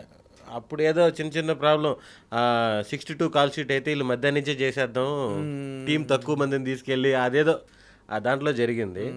అలా 1 by 1 అదొకటి. నేను ఇండస్ట్రీకి వచ్చిన కొత్తలో హీరో ఉదయ్ కిరణ్ గారి ఇన్సిడెంట్ జరగడం, కొంచెం ఎక్కడో తెలియకుండా ఇండస్ట్రీలో స్ట్రగుల్ అవుతారేమో, చెప్పుకోలేరేమో, ఆ దాంట్లో అవకాశాలు రాకపోతే అలా భయపడేవాళ్ళు, ఇన్సెక్యూర్గా ఫీల్ అయిపోయి. ఆ తర్వాత నేను నలిగాను కదా, సినిమాలు కనిపిస్తున్నాను, పర్వాలేదులే ఏమైనా ఉంటే మేనేజ్ చేసుకోగలడు అన్నప్పుడు ఇంక వాళ్ళు ధైర్యంగా ఉన్నారు. రన్ రాజా రన్లో ఫస్ట్ అవకాశం ఎలా వచ్చింది అసలు? నాకు సుజిత్ గారి నుంచి ఫోన్ వచ్చింది. అదే సుజిత్ గారు టీం, అశ్విన్ వీళ్ళు ఫోన్లు చేశారు. అప్పటికి నేను అందరికీ ఫ్రెండ్ రిక్వెస్ట్లు పెట్టేసి ఫేస్బుక్ బ్లాక్ చేశారు మంది. అంతమందికి ఒకేసారి పెట్టకూడదని మనకు తెలియదు కదా. సినిమా ఇండస్ట్రీ అంటే అందరు రిక్వెస్ట్లు పెట్టేసేవాడు నేను ఫేస్బుక్లో. 1 month బ్లాక్ చేశారు. దాంట్లో గ్యాప్ వచ్చింది, ఫోన్ వచ్చింది. వెళ్ళాను. కామెడీ టైమింగ్ అన్ని షార్ట్ ఫిల్మ్స్ అన్నీ బాగున్నాయని చెప్పి బాగా మాట్లాడారు. సినిమా అంతా అయిపోయింది, సాంగ్ ఒకటి బ్యాలెన్స్ ఉంది, దాంట్లో చిన్నది ఉంది, ఇది ఇస్తానని చెప్పి అది ఇచ్చారు, కండక్టర్ రోల్. ఓకే. అంటే చాలా టైం పట్టిందా అవకాశం రావడానికి? రన్ రాజా రన్లో ఇక్కడికి వచ్చిన తర్వాత అంటే మనకేమనిపిస్తుంది అంటే మనకంటే బెటర్ ఎవడున్నాడు, వానికంటే బెటర్గా మనం చేయగలం ఒక కాన్ఫిడెన్స్ ఉంటుంది డెఫినెట్గా. నాకు రివర్స్లో ఉంది. ఏంటంటే అసలుకి అద్భుతమైన యాక్టర్లు 100 మంది ఉన్నారు. దాంట్లో మనకు అవకాశం వచ్చిందంటే నిజంగా మన అదృష్టవంతులు. ఓకే. నాకు ఆ ఫీలింగ్ ఉంటుంది ఎప్పుడు. ఎందుకంటే నాతో పాటు షార్ట్ ఫిల్మ్స్ చేసిన వాళ్ళు, ఇంకా స్టేజ్ ఆర్టిస్టులు, వీళ్ళందరూ చాలా మంచి ఆర్టిస్టులు. ఇలా అంటే యాడ్ చేస్తారు. సెంటిమెంట్స్ ఏంటంటే మనకు ఎన్ని ప్రిపరేషన్లు కావాలి, అన్ని గుర్తు తెచ్చుకోవాలి, అన్ని దాంట్లో ఏదో మళ్ళీ అవి ఉంటే లేవో తెలియదు. చాలామంది యాక్టర్లు, దాంట్లో మనకు అవకాశం వచ్చిందంటే నిజంగా మన అదృష్టం అని ఫీల్ అవుతాను నేను. అంటే స్ట్రగుల్స్ ఫేస్ చేశారా? అంటే వెళ్ళటం, రిజెక్ట్ కావటాలు, అవమానపడటాలు ఇలాంటివన్నీ ఉన్నాయా అసలు లైఫ్లో మనకు? అంటే 12 వచ్చాను కదా నేను హైదరాబాద్. 14 నుంచి సినిమాలు స్టార్ట్ అయినాయి. 4-5 సినిమాలు చేసినా గ్యాప్ రావడం, ఆ తర్వాత మళ్ళీ సినిమాలు రావడం, చిన్న చిన్నవి ఉంటాయి భయ్య. దాన్ని ఇప్పుడు నా ఈ స్ట్రగుల్స్ అని చెప్పాలంటే కూడా ఇబ్బందే. ఎందుకంటే చాలామంది స్ట్రగుల్స్ ఇంకా ఎక్కువ మంది ఉన్నారు. ఇప్పుడు ఫోటోలు తీసి నిన్న ఆఫీస్లో ఇన్ని ఫోటోలు ఉండేవి ఒకప్పుడు, ఇప్పుడు లేవేమో. నేను అసలు ఫోటో షూటే చేపిలే నేను. సింగిల్ ఫోటో కూడా నాకు అసలు నాకేంటంటే సినిమా ఇండస్ట్రీకి వెళ్ళి కష్టపడి పేరు సంపాదించిన తర్వాత డబ్బులు వస్తాయి, పేరు వస్తాయి. నాకు షార్ట్ ఫిల్మ్స్ 4 షార్ట్ ఫిల్మ్లు చేశాను. వాటితో చాలా మంచి గుర్తింపు వచ్చింది. దానివల్ల ఎంతో కొంత పేరు వచ్చింది. వీడు షార్ట్ ఫిల్మ్ యాక్టర్ రా, వీడు నెల్లూరు సుదర్శన్ రా అని ఎంతో కొంత పేరు వచ్చింది. అలా ఒక చిన్న పేరుతో కూడా వెళ్ళాను కదా నేను. నాకు కొంచెం బెటర్గా అవకాశాలు వచ్చాయి. ఓకే. రన్ రాజా రన్లో అవకాశం వచ్చిన తర్వాత ఆటోమేటిక్గా పటాస్ వచ్చింది. ఈ రెండింటికి ముందు దోచే వచ్చింది. అప్పుడు దోచే ప్రీ ప్రొడక్షన్లో ఉండడం వల్ల ఫస్ట్ కమిట్ అయిన సుధీర్ వర్మ గారు ఫుల్ సపోర్ట్ ఇచ్చారు మనకి. షార్ట్ ఫిల్మ్ చూసి నన్ను, శ్రీకాంత్ని, అలాగే శేఖర్ రాజా గారు ఊ కొడతారు ఉలికి పడతారా, వీళ్ళందరూ పిలిచి చాలా బాగా మాట్లాడారు. వాళ్ళు ఎప్పుడైతే సినిమాలు స్టార్ట్ చేశారో అన్నిట్లో అవకాశాలు వచ్చాయి. ఫస్ట్ చేసిన వాటిలో కుమారి 21F కూడా ఉంది. ఓకే. దాంట్లో పెద్ద రోల్. ఇంకా బిగ్ స్క్రీన్లో అంటే మిమ్మల్ని మీరు చూసుకున్నప్పుడు మీ రియాక్షన్ ఏంటి? ఫస్ట్ టైం వెండి తెర మీద, అంటే షార్ట్ ఫిల్మ్స్ చేసి ఉండొచ్చు కానీ అవునవును, వెండి తెర మీద ఫస్ట్ రన్ రాజా రన్ రిలీజ్ అయ్యి అది థియేటర్లో చూస్తున్నప్పుడు మీ ఫీలింగ్ ఏంటి? అమ్మా నాన్న రియాక్షన్ ఏంటి? అసలు వాళ్ళు అందరూ అసలు మామూలు హ్యాపీ కాదు, పిచ్చ లెవెల్లో హ్యాపీ. ఏది నేను దాంట్లో కనిపించేది 1 నిమిషమైనా సరే, ఈరోజు నేను ఒక 2 hours ఫిలింలో 1/2 hour 1 hour ఉన్నా సరే అప్పుడున్న హ్యాపీనెస్ వేరు. 1 minute అది ఎలా ఉండేదంటే మా నాన్న ఫ్రెండ్స్ని అందరిని తీసుకెళ్ళి ఇదిగో రా మా వాడు అనేటప్పటికి వెళ్ళిపోయేవాడిని నేను. ఇదిగో ఏడనేప్పుడు వెళ్ళిపోయేవాడిని. అయినా కూడా సరే మళ్ళీ రిపీట్గా వెళ్ళేవాళ్ళు, మా అబ్బాయి చేసిన సినిమా, ఆ ఫీల్ ఉండేది. నేనైతే అసలు ఫుల్ హ్యాపీ. అప్పుడు షార్ట్ ఫిల్మ్స్ నుంచి వచ్చాను కదా, చాలా మంది కామెంట్లు పెట్టేవాళ్ళు, రే ఈడ్రా అని నా వీడియోలు తీసి నాకు ఫేస్బుక్లోను వీటిల్లోనూ పెట్టేవాళ్ళు. కుమారి 21Fలో ఈ ముందు 3 సినిమాల తర్వాత 4వ సినిమా 5వ సినిమా కుమారి 21F ఆల్మోస్ట్. రన్ రాజా రన్ను, పటాసు, దోచే, రాజుగారి గది, ఆ గ్యాప్లో చేస్తా ఉన్నా అన్నిట్లో చిన్న దోచేలో పర్వాలేదు, మంచి రోలే. త్రూ అవుట్ చైతన్య గారి పక్కన ఉంటాను. ఆ తర్వాత కుమారి 21Fలో ఫుల్ లెంత్ ఎక్కువ రోజులు నెగిటివ్ షేడ్స్ ఉన్న క్యారెక్టర్ చేసి, అది మనకు తెలియదు, ఎవరికి చెప్పలేదు అసలు. సినిమా రిలీజ్ వరకు షూట్ చేసేటప్పుడే చెప్పలేదు మాకు, ఇది మీ క్యారెక్టర్లు వెయ్యి అని చెప్పి క్లైమాక్స్ తప్ప అన్నీ చెప్పారు. షూటింగ్ చేసుకుంటూ వెళ్తున్నాము. సినిమా చూసేంత వరకు కూడా క్లైమాక్స్ వరకు ఎవరికి తెలియదు అసలు అది. యాక్ట్ చేసే వాళ్ళకి తెలుస్తాయి కదా మామూలుగా. వీళ్ళకి ముందే చెప్పేస్తే వీళ్ళు ఒక్కొక్కరు కన్ను పైకి పెట్టి కొంచెం విలన్లాగా బిహేవ్ చేస్తారని ఎవరికి చెప్పలేదు. లాస్ట్కి వచ్చినప్పుడు నెగిటివ్ షేడు అవన్నీ తెలిసింది. దాని రియాక్షన్ ఎలా ఉండదు అసలు? ఫస్ట్ ఒక్కసారి నెగిటివ్ షేడ్స్లో కనిపించేసరికి అంటే నోయలు, నవీను ఫుల్ నెగిటివ్గా కనిపించారు. సుదర్శన్ దగ్గరికి వచ్చేటప్పటికి ఏమైపోయిందంటే, అంటే అక్కడ జోకు సుకుమార్ సార్ ఆఫీస్లో, ఓకే, వీడి మీద ఏదోలే పాపం ఏదో తెలియజేసాడనే ఫీలింగ్ ఉంది. నోయల్ అయితే కంప్లీట్ నెగిటివ్, ఫుల్ విలన్ లాగా కనిపించాడు. నవీన్ కూడా విలన్లే, ఈడేదో పాపం తెలియజేసాడులే అన్న ఫీలింగ్ ఉంది అన్నారు. ఓకే. ఫస్ట్ సినిమాకి వచ్చిన రెమ్యునేషన్ గుర్తుందా రన్ రాజా రన్కి? ఏం చేశారు? దానికి వచ్చింది అసలు? సుజిత్ భయ్యది అది అయిపోయింది. సుజిత్ భయ్య అక్కడ మనీ ఇస్తారు తీసుకెళ్ళు, ఆల్ ది వెరీ బెస్ట్ అని నన్ను బాగా సపోర్ట్ చేశారు. అక్కడికి వెళ్ళిన తర్వాత నేను 1000-2000 అడుగుదాము ఫస్ట్ సినిమా, అది 2014లో. తీసుకోండి సెంటిమెంట్గా, ఫస్ట్ సినిమా ఫ్రీగా చేస్తే మనకి ఇంక మళ్ళీ డబ్బులు రావు, అవన్నీ దేవుడికి ఏదైనా వేద్దాం ఆ టైప్లో వెళ్ళి అడుగుతా ఉన్నా. వాళ్ళు కూడా అక్కడ నరసింహ భయ్య కాదులే సినిమా బడ్జెట్ ఎక్కువైంది, నెక్స్ట్ సినిమా నుంచి మంచిగా రెమ్యునరేషన్ ఇస్తాం, ఇది కొంచెం చూసుకో అంటున్నారు. అది కాదండి మీ ఇష్టం అండి, అది నేను చెప్తున్నా, నువ్వు చెప్పు దాంట్లోనే ఉండింది ఎంత ఎంత ఎంత అనే దాంట్లో. తీరా చూస్తే వాళ్ళు 3500 చేతిలో పెట్టారు. ఓకే, నేనేమో 1000 రూపాయలు అనుకుంటున్నాను. మీరు ఎక్స్పెక్ట్ చేసిన దానికి 3500 ఇచ్చారు. అసలు ఏం మాట్లాడుకుని వెళ్ళిపోయాను నేను. ఆ తర్వాత యువి క్రియేషన్ ప్రొడ్యూసర్ వంశీ గారికి కూడా చెప్పా ఇలా జరిగిందండి అది అని. ఆయన కామెడీగా నవ్వి అయితే ప్రొడక్షన్ కంట్రోల్ చేయాలా, ఓవర్ బడ్జెట్ అయిపోతున్నాయి. ఓకే, ఫస్ట్ రెమ్యునరేషన్ అయితే 3500. ఏం చేశారు వాటిని? చాలా రోజులు ఇది ఎక్కడ వేద్దాం, ఏ గుళ్ళు వేద్దాం అని అన్నీ అనుకొని ఫ్రెండ్స్తో కూర్చొని ఖర్చు పెట్టేశాం. ఓకే, అంటే ఈ ఫ్రెండ్స్ అంటే ఎవరో కాదు, ఈ శ్రీకాంత్, శేఖర్ రాజా గారు వీళ్ళందరూ కూడా ఏం లేదు, మంచిగా నాన్ వెజ్లు అవి తెచ్చుకుని ఒక పార్టీ లాగా చేసుకొని, అంటే వీళ్ళతోనే ట్రావెల్ అయ్యాను, వీళ్ళతోనే స్టార్ట్ అయ్యాను. నా షార్ట్ ఫిల్మ్ తీసిన వాళ్ళు వీళ్ళు అందరం కూర్చొని సరదాగా ఎంజాయ్ చేస్తాం. ఈ 75 సినిమాలు చేసి ఉంటారు ఇప్పటి వరకు? 75 లేదు 150 మూవీస్ అనేయా? అంటే చిన్న ఈ పెద్ద ఈ వన్ డే చేసినవి కూడా కౌంటే కదా. అవును అవును. రన్ రాజర్ అంటూ ఇప్పుడు నారీ నారీ నడుమతో ఆల్మోస్ట్ 150+. Super, congrats. అయితే 150 సినిమాలు పూర్తి చేసుకున్నారు. దాంట్లో ఒక 20 ఆగిపోయి ఉంటాయి ఏమో నాకు తెలిసి. ఓకే, పోస్ట్ ప్రొడక్షన్కి వచ్చే టైంకో లేకపోతే ఎక్కడో అవి ఎప్పుడో ఒక బ్యాక్లాగ్స్ ఉంటాయి, అవి అందరికీ ఉంటాయి. అవి ఎప్పుడో వచ్చేస్తాయి బయటికి డైరెక్ట్గా. అదే కొన్ని సినిమాలు 50% అయినాక ఆగిపోతుంటాయి, కొన్ని స్టార్ట్ అయిన 10 రోజులకి ఆగిపోతుంటాయి కదా. అలాంటివి ఒక 10-15 ఉన్నాయి, మిగతా అన్ని అంటే మధ్యలో. అంటే ఈ దాదాపుగా 2014 ఫస్ట్ మూవీ, 2014 to 2026 12 years జర్నీలో. అంటే మధ్యలో ఎప్పుడన్నా డిసప్పాయింట్ అయ్యారా? అరే చేస్తున్నాం కానీ ఇంకా మోర్ డిజర్వ్, అంటే ఇంకా రావాలి మనకు గుర్తింపు, మోర్ డిజర్వ్, ఎప్పుడన్నా డిసప్పాయింట్ అయ్యారా? లేదు అందరితో పోల్చుకుంటే ఇంకా బెటర్గానే ఉన్నానని. అదే రెండూ ఉన్నాయి. ఇప్పుడు ఏమవుద్దంటే చాలామంది అడుగుతుంటారు మామూలుగా కావాల్సిన వాళ్ళే, రే ఇంకా మంచి పొజిషన్లో ఉండాలి కదా, ఏంట్రా ఇంకా ఎక్కడున్నావు ఆ టైప్లో కొంతమంది అంటుంటారు. నా వరకు నేను చాలా బెటర్ పొజిషనే ఉన్నాను చాలామందితో పోలిస్తే. పాపం వాళ్ళు ఇంకా స్ట్రగుల్లో ఉన్నారు. ఆ పాయింట్ ఆఫ్ వ్యూలో ఆలోచించుకున్నప్పుడు పాజిటివ్గానే ఉంటుంది. ట్రై చేస్తాను, ఎందుకంటే ఒక సినిమా నమ్ముకుంటాం, ఈ సినిమా అదిరిపోద్ది, ఈ సినిమా నుంచి మనకి లైఫ్ మారిపోద్ది అని. అది టక్కన ఆడలేదు అనుకోండి, ఇంకో సినిమా కోసం చూసుకోవాలి, ఇంకా ఇంకోటి మంచి క్యారెక్టర్. ఇప్పుడు సపోర్టింగ్ క్యారెక్టర్లు వేరు, చాలా మంచి క్యారెక్టర్ వేరు, అంతే కదా. నలుగురు ఫ్రెండ్స్లో నేను ఒక ఫ్రెండ్ లాగా ఉన్నాను అనుకోండి, మనకేదో చిన్న మైలేజ్ అది. అసలుకి సినిమాలో ఒక కీలకమైన రోలు వీడు వచ్చినప్పుడు అద్దరిపోయిందిరా కామెడీ అంటే అది మనల్ని నెక్స్ట్ లెవెల్కి తీసుకెళ్ళిపోద్ది. ఇంకా బెటర్ క్యారెక్టర్లు వస్తాయి, దానికోసం ఎప్పుడు వెయిటింగే. నేనేంటి ఆల్రెడీ స్టార్ కామెడియన్స్ కూడా వెయిటింగే.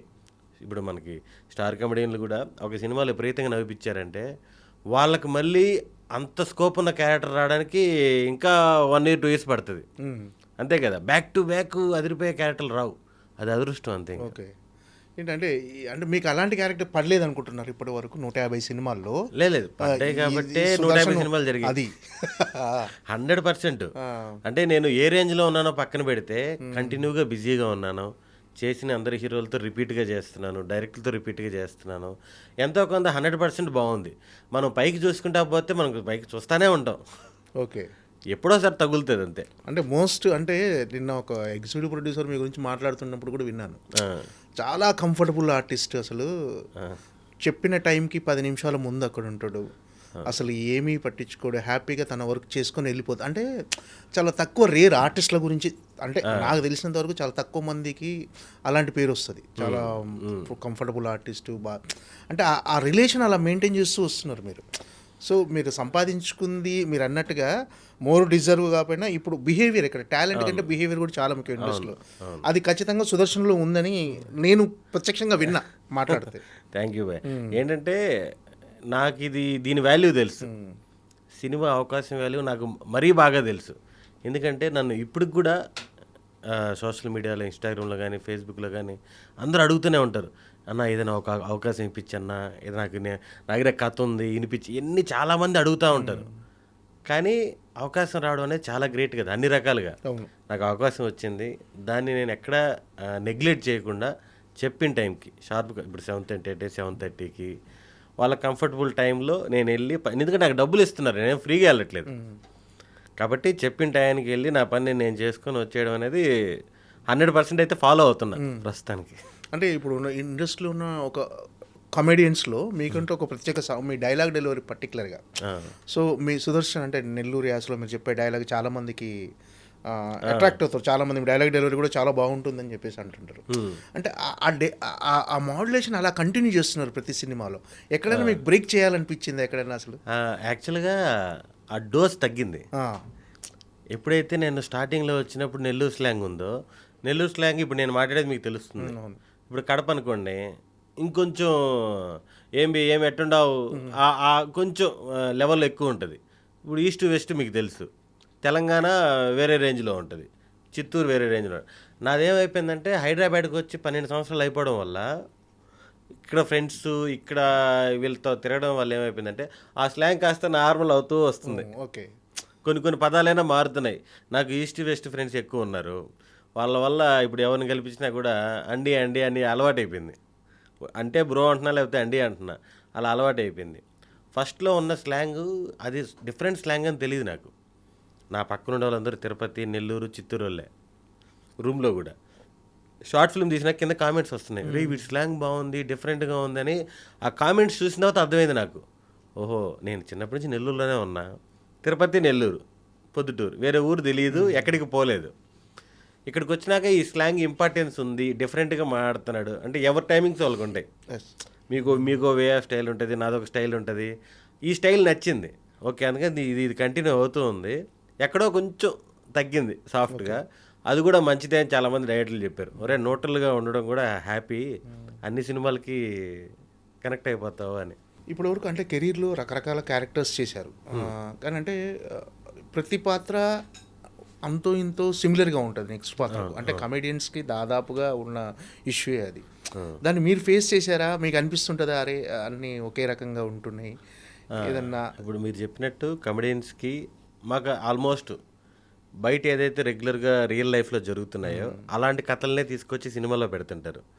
అలాంటి వాడికి ఫ్రెండ్ క్యారెక్టర్ ఉంటుంది. ఇంకోటి ఏంటంటే ఏజ్ గ్రూప్ ఒకటి. ఈ ఏజ్ గ్రూప్కి ఫస్ట్ ప్రిఫరెన్స్ ఫ్రెండ్ క్యారెక్టర్లు, స్పెషల్ క్యారెక్టర్లు తక్కువ వస్తుంటాయి. వీటిలో సిమిలర్గా అయితే ఉంటాయి, దీంట్లోనే చిన్న డిఫరెన్స్లు ఉంటాయి అంతే. ఊర్లు మారచ్చు, క్యారెక్టర్లు మారచ్చు, ఒక దాంట్లో బ్యాంక్ ఎంప్లాయీ, ఒక దాంట్లో కానిస్టేబుల్, అలా డిఫరెంట్గా. ఓకే, అంటే ఇంతకుముందుతో పోల్చుకుంటే ఏమైందంటే, ఇంతకుముందు కమెడియన్స్ అంటే ఖచ్చితంగా క్యారెక్టర్స్ వచ్చి వాళ్ళే చేసేవాళ్ళు. ఇప్పుడు ప్రతి ఒక్కరూ తమ పాత్రలో క్యారెక్టరైజేషన్లోనే ఒక కామెడీ మిక్స్ చేస్తున్నారు డైరెక్టర్లు. అవును, దానివల్ల ప్రతి ఒక్కరూ కామెడీని పండిస్తున్నారు. అవును. సో ఇది ఎలా అనిపిస్తుంది? టఫ్గా అనిపిస్తుందా? అరే అమ్మ కాంపిటీషన్ పెరిగినట్టు అనిపించేది, లేకపోతే అంటే పంచెస్ మీకు ఉంటాయి, ఎదుటి వాళ్ళకు కూడా ఉంటున్నాయి. అవును. సో ఈ వేరియేషన్ కానీ డిఫరెన్స్ కానీ మీకు అనిపించిందా? ఇంకోటి ఏంటంటే అందరూ ఫన్ చేయడం కూడా హ్యాపీ అది. ఇంకోటి ఏంటంటే టైమింగ్ మ్యాచ్ అవుద్ది. మనకి ఇంత ముందుతో పోలిస్తే ఇప్పుడు హీరోలు ఎక్కువ కామెడీ చేస్తున్నారు కదా. అవును, ఇంత ముందుతో పోలిస్తే ఇప్పుడు హీరోలు కామెడీ చేస్తే మన ఆడియన్స్ ఇంకా ఎక్కువ ఎంజాయ్ చేస్తారు. నాకు తెలిసి ఇప్పుడు చిరంజీవి గారు ఉన్నారు, మందు తాగే సీన్లు పిచ్చెక్కిపోతారు జనాలు, అవన్నీ వేరు కదా. రీసెంట్గా మనశంకర్ వరప్రసాద్లో మామూలుగా మీకు జై చిరంజీవి చూసి ఏం చేసినా ఆ రేంజ్లో ఉంటాయి కదా. హీరోలు కామెడీ చేసినా కూడా మహేష్ బాబు గారు కానీ వీళ్ళందరూ కూడా ఇంకా అందరూ కామెడీ చేస్తే ఆ సింక్ అవుద్ది అంతే. ఈ కామెడియన్స్కి తగ్గిపోద్దా అనే ఫీల్ పక్కన పెడితే సినిమా అయితే చూడడానికి చాలా బాగుంటుంది. థియేటర్ అంతా ఊగిపోతుంటుంది. థియేటర్ ఊగిపోతుంది, ఎందుకంటే మనకి నచ్చిన హీరో ఫైట్లు ఎలాగో చేస్తాడు, రొమాన్స్ చేస్తాడు, ఎన్ని చేస్తాడు. మనకు ఎక్కువ జనాలు ఓన్ చేసుకుంటారు కదా, నేనే హీరో అని ఓన్ చేసుకుంటారు కదా, కామెడీకి ఎక్కువ ఓన్ చేసుకుంటారు. ఎందుకంటే మనకు ఉదయం లేసి ఫైట్లు చేయం, అవును, డ్యాన్సులు చేయం, రొమాన్స్లు చేసినా పబ్లిక్లో చేయరు. ఆ కామెడీయే కదా. మనకి నచ్చిన హీరో చేస్తే ఇంకా హ్యాపీగా ఆ డైలాగులు బయటికి వెళ్ళి యూజ్ చేస్తుంటారు. కామెడీకి ఎక్కువ ప్రిఫరెన్స్ ఉంటుంది. ఇంక అందరూ చేస్తే ఇంకా సింక్లో ఉన్నట్టే. ఏంటంటే మామూలుగా మీ పెర్ఫార్మెన్స్ ఏంటంటే ఎలా ఉంటుందంటే చాలా న్యాచురల్గా బిహేవ్ చేస్తున్నట్టుగా ఉంటుంది, ఏదో యాక్ట్ చేస్తున్నట్టుగా అనిపించదు. మీకు ఎక్కువ నాకు తెలిసి ఇలాంటి కాంప్లిమెంట్స్ వచ్చి అవును అవును. అంటే మీ రిసీవింగ్ అంటే మీకు ఏం చెప్తుంటారు మామూలుగా? మీకు ఫస్ట్ క్రిటిక్ ఎవరు? అంటే పలానా సినిమాలో బాగా చేసావు, ఇలా చేస్తే బాగుండు అని ఇంట్లో ఇస్తుంటారు ఏమన్నా మీకు సజెషన్స్? 100% ఎక్కువ తిట్టేది డ్యాన్సులకి. ఓకే. యాక్టింగ్ ఎప్పుడేం తిట్టలేదు కానీ డ్యాన్స్ ఇది ఎవరే ఊళ్ళు కదులుచురా డ్యాన్స్ చేయరా ఏందిరా వెనకలేసి ఇట్టి అంటుంటావు ఆ క్రికెట్లో వెనకిట్టి అన్నట్టు డ్యాన్స్ చేయి ఆ టైప్లో అరుస్తుంటారు. నేను అప్పుడప్పుడు టీవీ ప్రోగ్రామ్కి ఎప్పుడో ఒకసారి ఏదో గెస్ట్కి వెళ్తుంటాం ఈవెంట్స్ కానీ దానికన్నా, వాళ్ళు అక్కడికి వెళ్ళి డ్యాన్స్లు ఏమంటారు, మనకు రాదు. డ్యాన్స్లో మాత్రమే కంప్లైంట్ ఉంది. యాక్టింగ్ అంటే నాకు చాలామంది హీరోలు కానీ యాక్టర్స్ కానీ వీళ్ళందరూ కూడా వీడు నిజంగా ఫ్రెండేనేమో అని అనిపిస్తుంది స్క్రీన్ మీద అని చాలామంది చెప్పారు. అంటే ఇప్పుడు హీరో ఫ్రెండ్గా చేస్తుంటాం కదా, వీడు యాక్ట్ చేయట్లేదు నిజంగానే హీరోకి ఫ్రెండ్ ఏమో బయట అని ఒక ఫీలింగ్ వస్తుంది, న్యాచురల్గా ఉంటుంది అని చాలామంది చెప్పారు. అలాగే అంటే మామూలుగా కమెడియన్స్ మీరు అంటే పర్టికులర్గా మీరు స్క్రీన్ మీద కనిపించినప్పుడు చాలా ఎంటర్టైన్ చేస్తుంటారు, అన్ని బాగా అంతా హుషారుగా ఎనర్జీగా అనిపిస్తుంది. కానీ బయట చాలా రిజర్వ్డ్గా ఉండేటట్టు కనిపిస్తుంది, ఎక్కడ కూడా ఎవరితో కూడా ఎక్కువ అంటే చాలా తక్కువ మందితో మాత్రమే మీరు ట్యూన్ అయ్యి వాళ్ళతో మాత్రమే ట్రావెల్ చేస్తున్నారు. ఎందుకంటే మొదటి నుంచి కూడా అలా ఉండేవాళ్ళు. అదే చిన్నప్పటి నుంచి హాస్టల్లో ఉండడం వల్ల ఏమవుద్దంటే అలా ఫిక్స్ అయిపోతారు చాలామంది. నాకు బాగా పరిచయం ఉంటే ఇంక నేను ఇంకా ఫ్రెండ్లీగా ఉంటా, అన్నీ బాగుంటాయి. నేను పెద్దగా ఈవెంట్స్ పార్టీస్కి పెద్దగా వెళ్ళను కదా, పరిచయాలు కూడా కొన్ని తక్కువే ఉంటాయి. నేను షూటింగ్ చేసేవాళ్ళు వీళ్ళు నా పార్టీలు అంటే 5-6 మందే ఉంటారు. వాళ్ళ పర్సనల్ ఆఫీసు లేకపోతే ఎక్కడ కూర్చున్నప్పుడు వీళ్ళు కలుస్తుంటాం తప్ప దానివల్ల ఏంటంటే తక్కువ మంది తెలిసిన వాళ్ళతో చాలా ఫ్రెండ్లీగా ఉంటాను, చాలా క్లోజ్గా ఉంటాను. ఓకే. అంటే మీకు చాలా అంటే ఇప్పుడు సినిమాలు చేస్తున్నప్పుడు ఇంకో సినిమా ఆఫర్ వస్తుంటుంది. అవును. వచ్చినప్పుడు ఒక సినిమా చేస్తే ఇంకో డేట్స్ క్లాష్ వల్ల కొన్ని వదులుకోవాల్సి వస్తుంది. అవును. సో అలా వదులుకోవటం అంటే అమ్మ అంత బిజీ ఉన్నానా అని కూడా ఒక రకమైన ప్రౌడ్ మూమెంటే. అంటే ఒక సినిమాని వదులుకోవటం కూడా అంటే ఆల్రెడీ ఇంకో సినిమాలో బిజీగా ఉండటం వల్లే వదులుకుంటాం. అవును. సో అలా ఒక మంచి క్యారెక్టర్స్ వదులుకున్నప్పుడు ఫీల్ అయిన సందర్భాలు ఏమైనా ఉన్నాయా? అమ్మో చాలా ఉన్నాయి, అసలుకి బస్తాలు ఉన్నాయి. అవునా? వచ్చిన కొత్తలో అసలుకి ఎన్ని సినిమాలు, ఎందుకు మన కుమారి 21FA ఉంది, సినిమా అంతా అయిపోయింది. సినిమా అంతా అయిపోయి లాస్ట్ ఇంకా బ్యాంకాక్ సాంగ్ ఒక్కటే వెళ్ళాలి. అమ్మయ్య ఒక పెద్ద సినిమా చేశాను సుకుమార్ రైటింగ్స్లో ఇది అని చాలా హ్యాపీగా ఫీల్ అయ్యా. అప్పుడు నాకు ఎక్స్ప్రెస్ రాజా సినిమా వచ్చింది. మేల్పాక్ గాంధీ గారు నాకు గారంటే అన్న ఆఫీస్కి పిలిచారు, రే కుక్క బొమ్మ వేసి కథ చెప్పారు, ఇదిరా 45 days క్యారెక్టరు, హీరోకి 45 days నీకు 45 days, ఇది హీరో పక్కన ఫ్రెండ్ క్యారెక్టర్ అని చెప్పేసి మొత్తం చెప్పారు. అసలుకి విన్నప్పుడే ఫుల్ ఎంజాయ్ చేశాను నేను, మనకి ఇంకా మంచి క్యారెక్టర్ పడింది అది అనుకున్నా. వచ్చేటప్పటికి స్టార్టింగ్ ఏదైతే షూటింగ్ స్టార్ట్ అవుతుందో ఆ ఫస్ట్ 3 రోజులు క్లాష్, వీళ్ళేమో వదలట్లేదు. అక్కడేమో ఖచ్చితంగా మార్కెట్ సెట్ వేసేసాము, షూటింగ్ చేయాలి అని ప్రభాస్ అన్న ఇదే వాళ్ళు చేశారు. కానీ ఆ మంచి క్యారెక్టర్ ఇక్కడ చూస్తే దగ్గరికి వచ్చినాక ఇల్లు చేయలేదు, అది ఎవరిదో పాస్పోర్ట్ ప్రాబ్లం వచ్చిందని అటు ఇటు చేసి ఆ షూటింగ్ ఆ సినిమా పోయింది. అలాగ అఖిల్ పోయింది, భలే మాగాడిలో ఏదో చిన్న క్యారెక్టర్, ఒక 5-6 days క్యారెక్టర్, అలాగ ఒక పెద్ద లిస్ట్ ఉంది.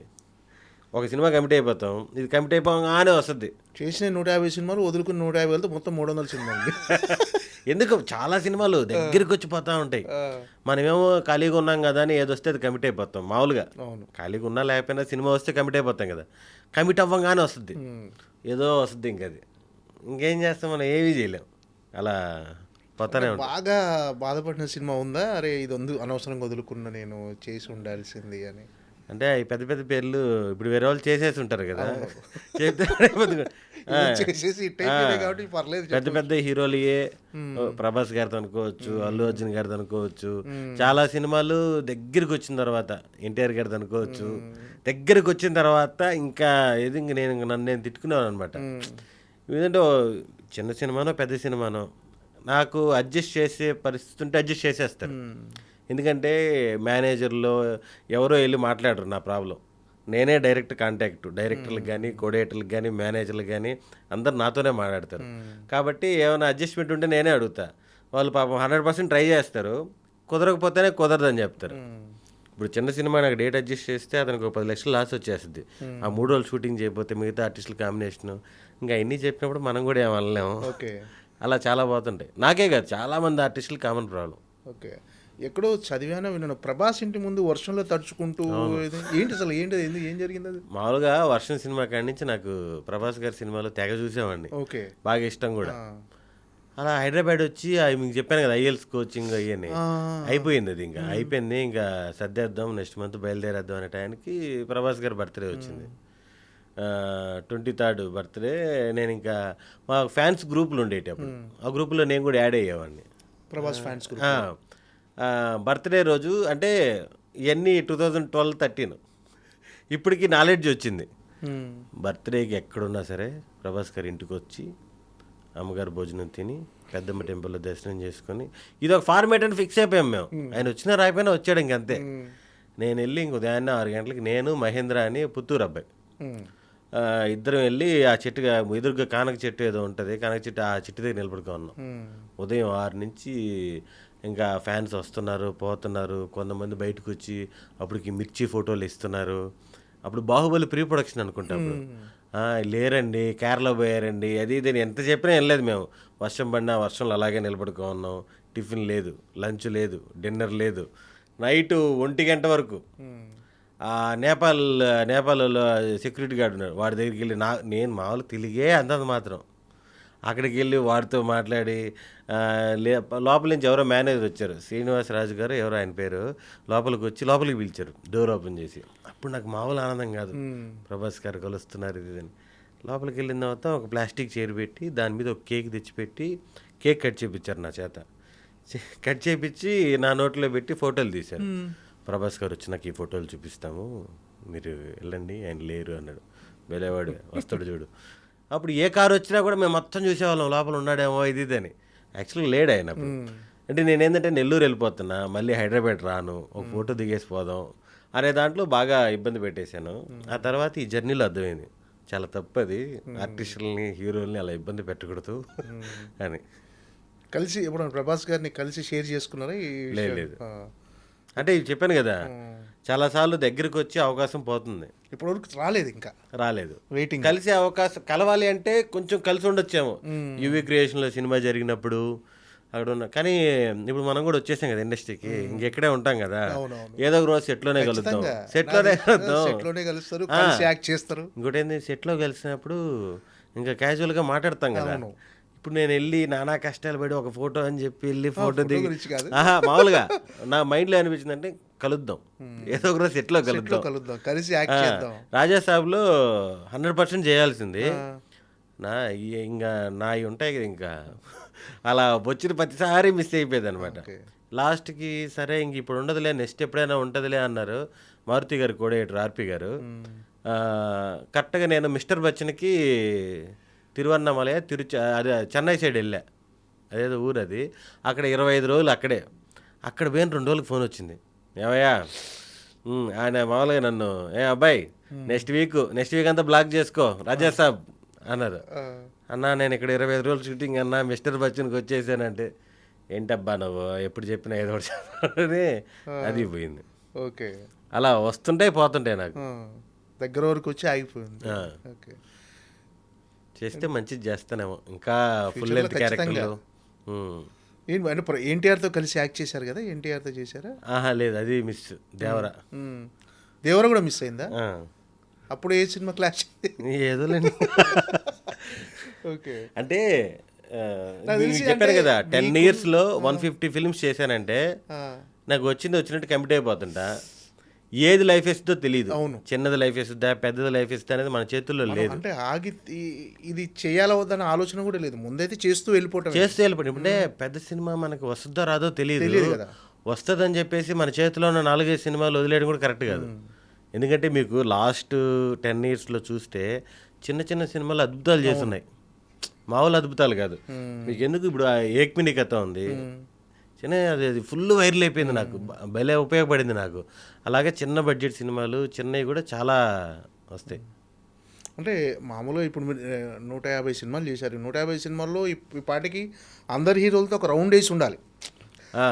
నేను ఆల్మోస్ట్ ఇప్పుడు శ్రీ విష్ణు గారితో 3-4 సినిమాలు చేస్తున్నా, శర్వా గారితో 6 సినిమాలు చేశా, సాయిధరం తేజ్ గారితో కూడా 3 సినిమాలు చేశా. స్టార్టింగ్ ఆయన కూడా స్టార్టింగ్ చేశా, సుప్రీము, చిత్రలహరి మొన్న అంటే కోవిడ్ టైంలో సోలో బ్రత్కి సో బెటర్. వైష్ణవ్ తేజ్ గారితో చేశా, అల్లు శిరీష్ గారితో చేశాను, నాని గారితో 3 సినిమాలు అందరితో రిపీట్గా చేస్తున్నా.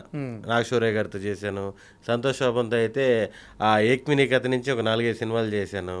ఇప్పుడు సుహాస్తో ఫస్ట్ సినిమా హే భగవాన్. ఓకే. అంటే ఏంటి క్యారెక్టరైజేషన్ వాళ్ళు చెప్పిన తర్వాత డైరెక్టర్లు మీరేమైనా స్పాట్ ఇంప్రూవైజేషన్ చేసే అవకాశం ఉందా? అంటే మీ డిక్షన్కి తగ్గట్టుగా, మీ బాడీ లాంగ్వేజ్ తగ్గట్టుగా మీరేమన్నా చిన్నవి మనకి తగిలిన డైరెక్టర్లు కానీ ఇప్పుడున్న డైరెక్టర్లు అందరూ కూడా కంఫర్ట్ వాళ్ళంతా అందరికీ 100% ఫ్రీడమ్ ఇచ్చే డైరెక్టర్లే. అవును. ఎవరు కూడా ఉన్నది చెప్పు అనే అంత స్ట్రిక్ట్గా ఉండదు. మనం కూడా పెద్దగా మార్చేది ఉండదు. చిన్న పంచులు ఏమైనా యాడ్ అయితే యాడ్ అవుతాయి సిచ్యువేషన్ తగ్గట్టు. ఓకే. రాసుకునేటప్పుడు ఒక లాగా ఉంటుంది, స్పాట్కి వచ్చిన తర్వాత వాళ్ళు కూడా మారుస్తారు, డైరెక్టర్లు రైటర్లు కూడా మారుస్తారు. చిన్న చేంజెస్ ఉంటాయి. ఓకే. అంటే ఇప్పటికీ అంటే మీరు కెరీర్ స్టార్ట్ చేసిన టైంకి ఇప్పటికీ కాన్ఫిడెన్స్ వచ్చిందా? లేదు నేను ఇండస్ట్రీలో సెటిల్ అయిపోయాను, ఫ్యూచర్లో డెఫినెట్గా నాకంటూ అంటే మీకంటూ ఇప్పటికీ ఒక గుర్తింపు ఉంది, అంటే ఫర్దర్గా మీరు ఎవరైతే యాక్ట్ చేయాలని అనుకుంటున్నారో ప్రభాస్ గారితో కానీ, ఎన్టీఆర్తో కానీ, అల్లు అర్జున్ గారితో, నెక్స్ట్ రామ్ చరణ్ గారితో, చిరంజీవి గారితో, అందరితో మీరు యాక్ట్ చేయగలను అనే కాన్ఫిడెన్స్ వచ్చిందా? 100% ఉంది. అది ఎప్పుడు వర్కౌట్ అవుతుందో తెలియదు కానీ దాని గురించి భయం లేదు, ఆ నమ్మకం అయితే ఉంది. అందరితో చేస్తాను, ఇంకా ముందుకు వెళ్తాను, ఆ నమ్మకం అయితే ఉంది. అంటే మీకు పర్సనల్గా అంటే కమెడియన్ పక్క పెట్టేస్తే ఒక నెగిటివ్ షేడ్స్ ఉన్న క్యారెక్టర్ కానీ విలన్గా కానీ చేయాలని ఉందా మీకు ఏమన్నా? అంటే అలాంటి ఇంట్రెస్ట్ ఉందా ఏమన్నా? నెగిటివ్ క్యారెక్టర్ అసలు ఇంట్రెస్ట్ లేదు ప్రస్తుతానికైతే. నా మైండ్ సెట్లో కామెడీ, ఎమోషన్ వీటి మీదే ఉంది. ఆ నెగిటివ్ అనేది అసలు ఎందుకో లేదు మైండ్లో. చాలామంది అడుగుతుంటారు లాస్ట్ వరకు హీరో ఫ్రెండ్గా ఉండి లాస్ట్లో కన్నింగ్ అనేది. నాకు ఈ మధ్య కాలంలో కూడా ఒక 6-7 సినిమాలు వచ్చాయి. అవునా? ఎందుకో వద్దులే అంటే ఒకసారి చేసేస్తే మళ్ళీ నా మీద డౌట్ వచ్చేస్తుందేమో, ఇది నిజంగా ఫ్రెండా లేకపోతే ఈ మధ్యలో ఏమైనా ట్విస్ట్ ఉందా వస్తుందేమో అనే ఉద్దేశంలో నెగిటివ్ క్యారెక్టర్లు ఎందుకో టచ్ చేయలేదు నేను. ఏంటంటే హీరోగా కూడా వచ్చి ఉంటాయి కదా అవకాశాలు. వచ్చాయి కానీ ఎందుకు రిస్క్ అని. అంటే అంటే చాలా మంది కమెడియన్స్ హీరోగా చేస్తున్నారు కదా. అంటే నేను రిస్క్ పక్కన పెట్టి చేసే అంత ఏం రాలేదు కానీ ఏదో బుట్టబొట్టే వచ్చాయి. ఓటీటీలో ఒక రకమైన కాన్సెప్ట్లు వస్తే చేసేద్దామని ఫిక్స్ అయ్యా. చిన్న కాన్సెప్ట్ ఉంటాయి, ఇప్పుడు మలయాళం సినిమాలు వస్తుంటాయి కదా, ఇప్పుడు ఒక చిన్న ఇన్సిడెంట్ మీద సినిమా, అలాంటి ఓటీటీలో వస్తే చేసేద్దామని ఫిక్స్ అయ్యాను. కానీ నాకు అంత నచ్చేటి మంచి రాలేదు, చిన్నవి వచ్చాయి ఏదో. ఇంకా హీరోగా థియేటర్లో రిలీజ్ అయ్యే సినిమాలంటే అవి ఇంక మనకి ఎందుకు లేని మనం దూరంగా ఉన్నాం. ఓకే. ఇదే సుఖంగా ఉంది.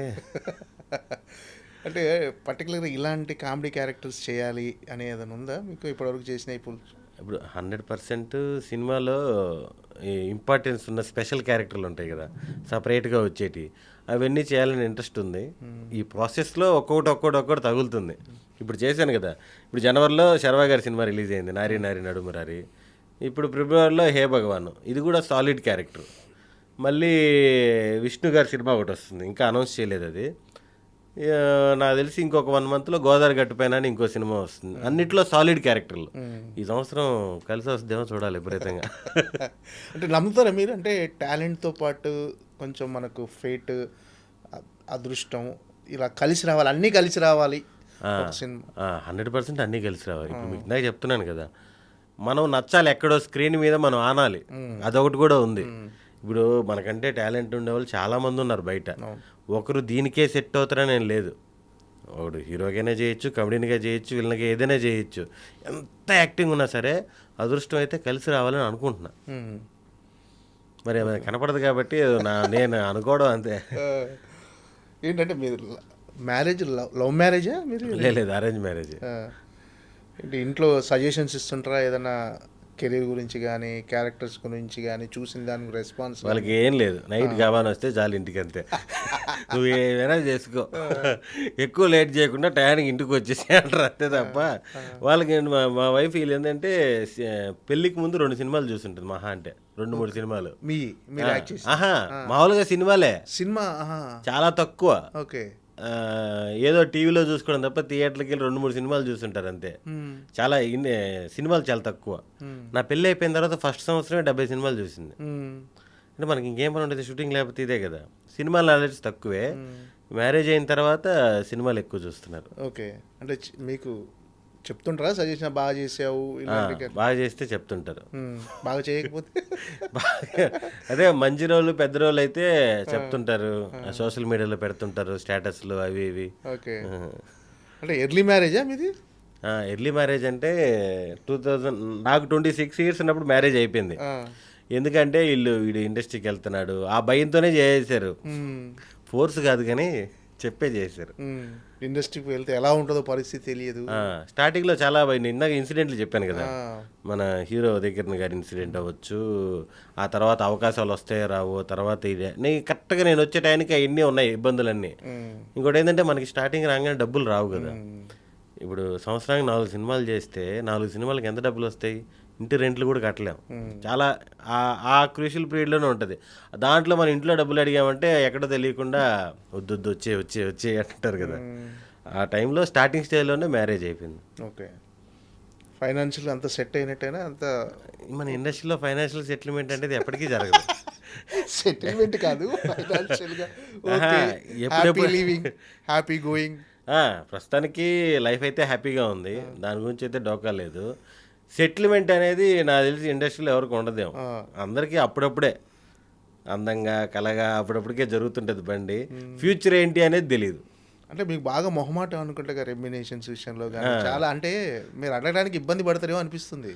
అంటే చాలామంది కొన్ని సినిమా హిట్ పడగానే ఖచ్చితంగా పెంచేస్తారు, మీరు ఆ విషయంలో చాలా మొహమాటంగా లేదు అడుగుతుంటాను కానీ సెకండ్ ప్రిఫరెన్స్. ఫస్ట్ సినిమా అవకాశం రావాలి, క్యారెక్టర్, వర్కింగ్ డేస్ అవన్నీ చూసుకొని సాధ్యమంతవరకు అడుగుతుంటాను. అది ఎవరో ఒకరు తెగొడతారు కదా ఇండస్ట్రీలో. అంటే మొన్న ఒకరితో మామూలుగా మాట్లాడుతుంటే మామూలుగా అందరూ ఫుల్ పేమెంట్లు వస్తే డబ్బింగ్ పేమెంట్ రాకపోతే డబ్బింగ్ కూడా చెప్పరు, ఫ్రాంక్గా మాట్లాడుకున్నాడు. అంటే కొంతమంది ఖచ్చితంగా వాళ్ళ పేమెంట్ అంతా అయిన తర్వాత, కానీ మీరు మాత్రం అవేం పట్టించుకోకుండా మొత్తం ముందు వర్క్ పూర్తి చేసి తర్వాతే పేమెంట్ అంటారు తెలిసింది. అంటే దానివల్ల మీకు ఏమన్నా అంటే అది మొహమాటమా లేకపోతే మీ లేదు మీ నైజమే అలా ఉంటుంది అంతే? అంటే ఆల్మోస్ట్ ఇప్పుడు మీరు ఏదైతే చెప్పారో నేను చేసి ఇప్పుడు 100 సినిమాలు అనుకోండి, 90 సినిమాలు ఇదే ఫాలో అవుతా. ఏది పేమెంట్ గురించి పక్కన పెట్టేసి, ఎందుకంటే వాళ్ళతో ట్రావెల్ ఉంటుంది కదా, డైరెక్టరు, హీరో, ప్రొడ్యూసర్ అందరూ క్లోజ్ అయిపోతారు, ఫ్యామిలీ లాగా ఉంటారు, అందరూ బాగా చూసుకుంటారు. లాస్ట్కి వచ్చినాక ఎంతో తక్కువ బ్యాలెన్సే ఉంటుంది. బ్యాలెన్స్ అది ఇస్తేనే డబ్బింగ్ చెప్తాను అనేది ఎక్కడో తెలియకుండా హార్ష్గా ఉంటుంది కదా. ఆల్మోస్ట్ చెప్పేస్తాను, ఎక్కడో చిన్న చిన్న వాటికి డబ్బులు అవసరమైతే అడిగి తీసుకొని తర్వాత చెప్తాను, అంతేగాని గొడవ వేసుకొని ఆ టైప్ అయితే ఏం లేదు. ఆల్మోస్ట్ ఇచ్చేస్తారు.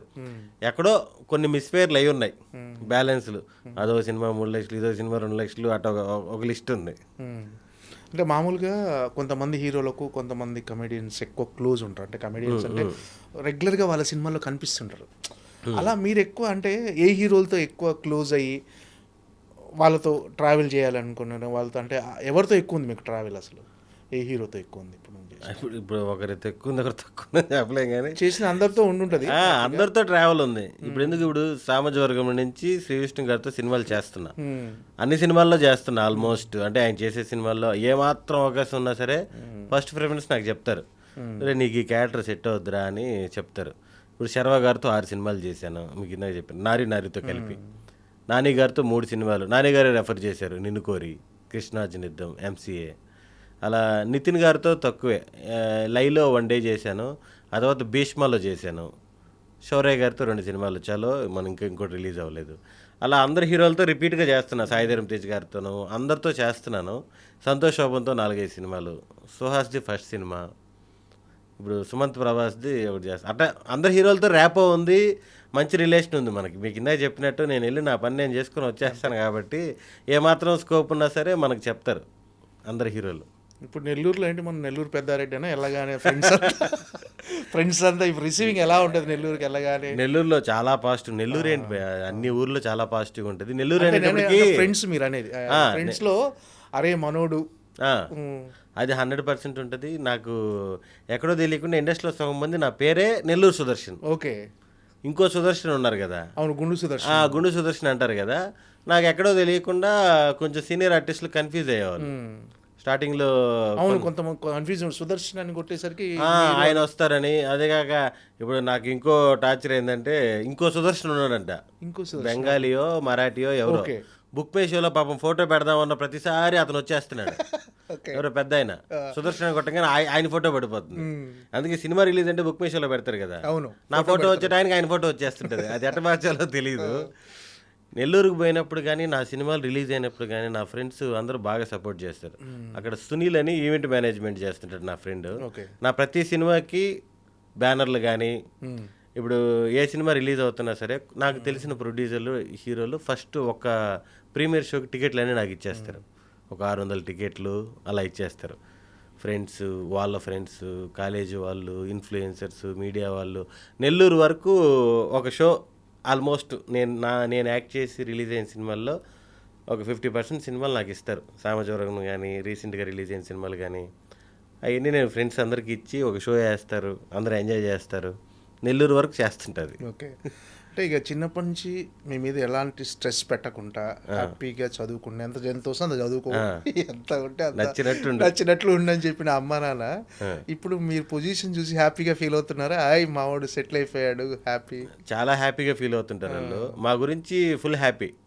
నా విషయం కానీ, మా బ్రదర్ విషయం కానీ, ముఖ్యంగా నా విషయంలో వాళ్ళు ముగ్గురు హ్యాపీ. ఎందుకంటే ఎవరు వచ్చినా సరే మీ అబ్బాయి ఎక్కడ, చిన్న అబ్బాయి ఎక్కడ, సినిమా ఇండస్ట్రీ వాళ్ళకి ఇంకా లోపలికి వెళ్తే పెద్దవాళ్ళకి ఇంకా అయ్యేది హీరోనే.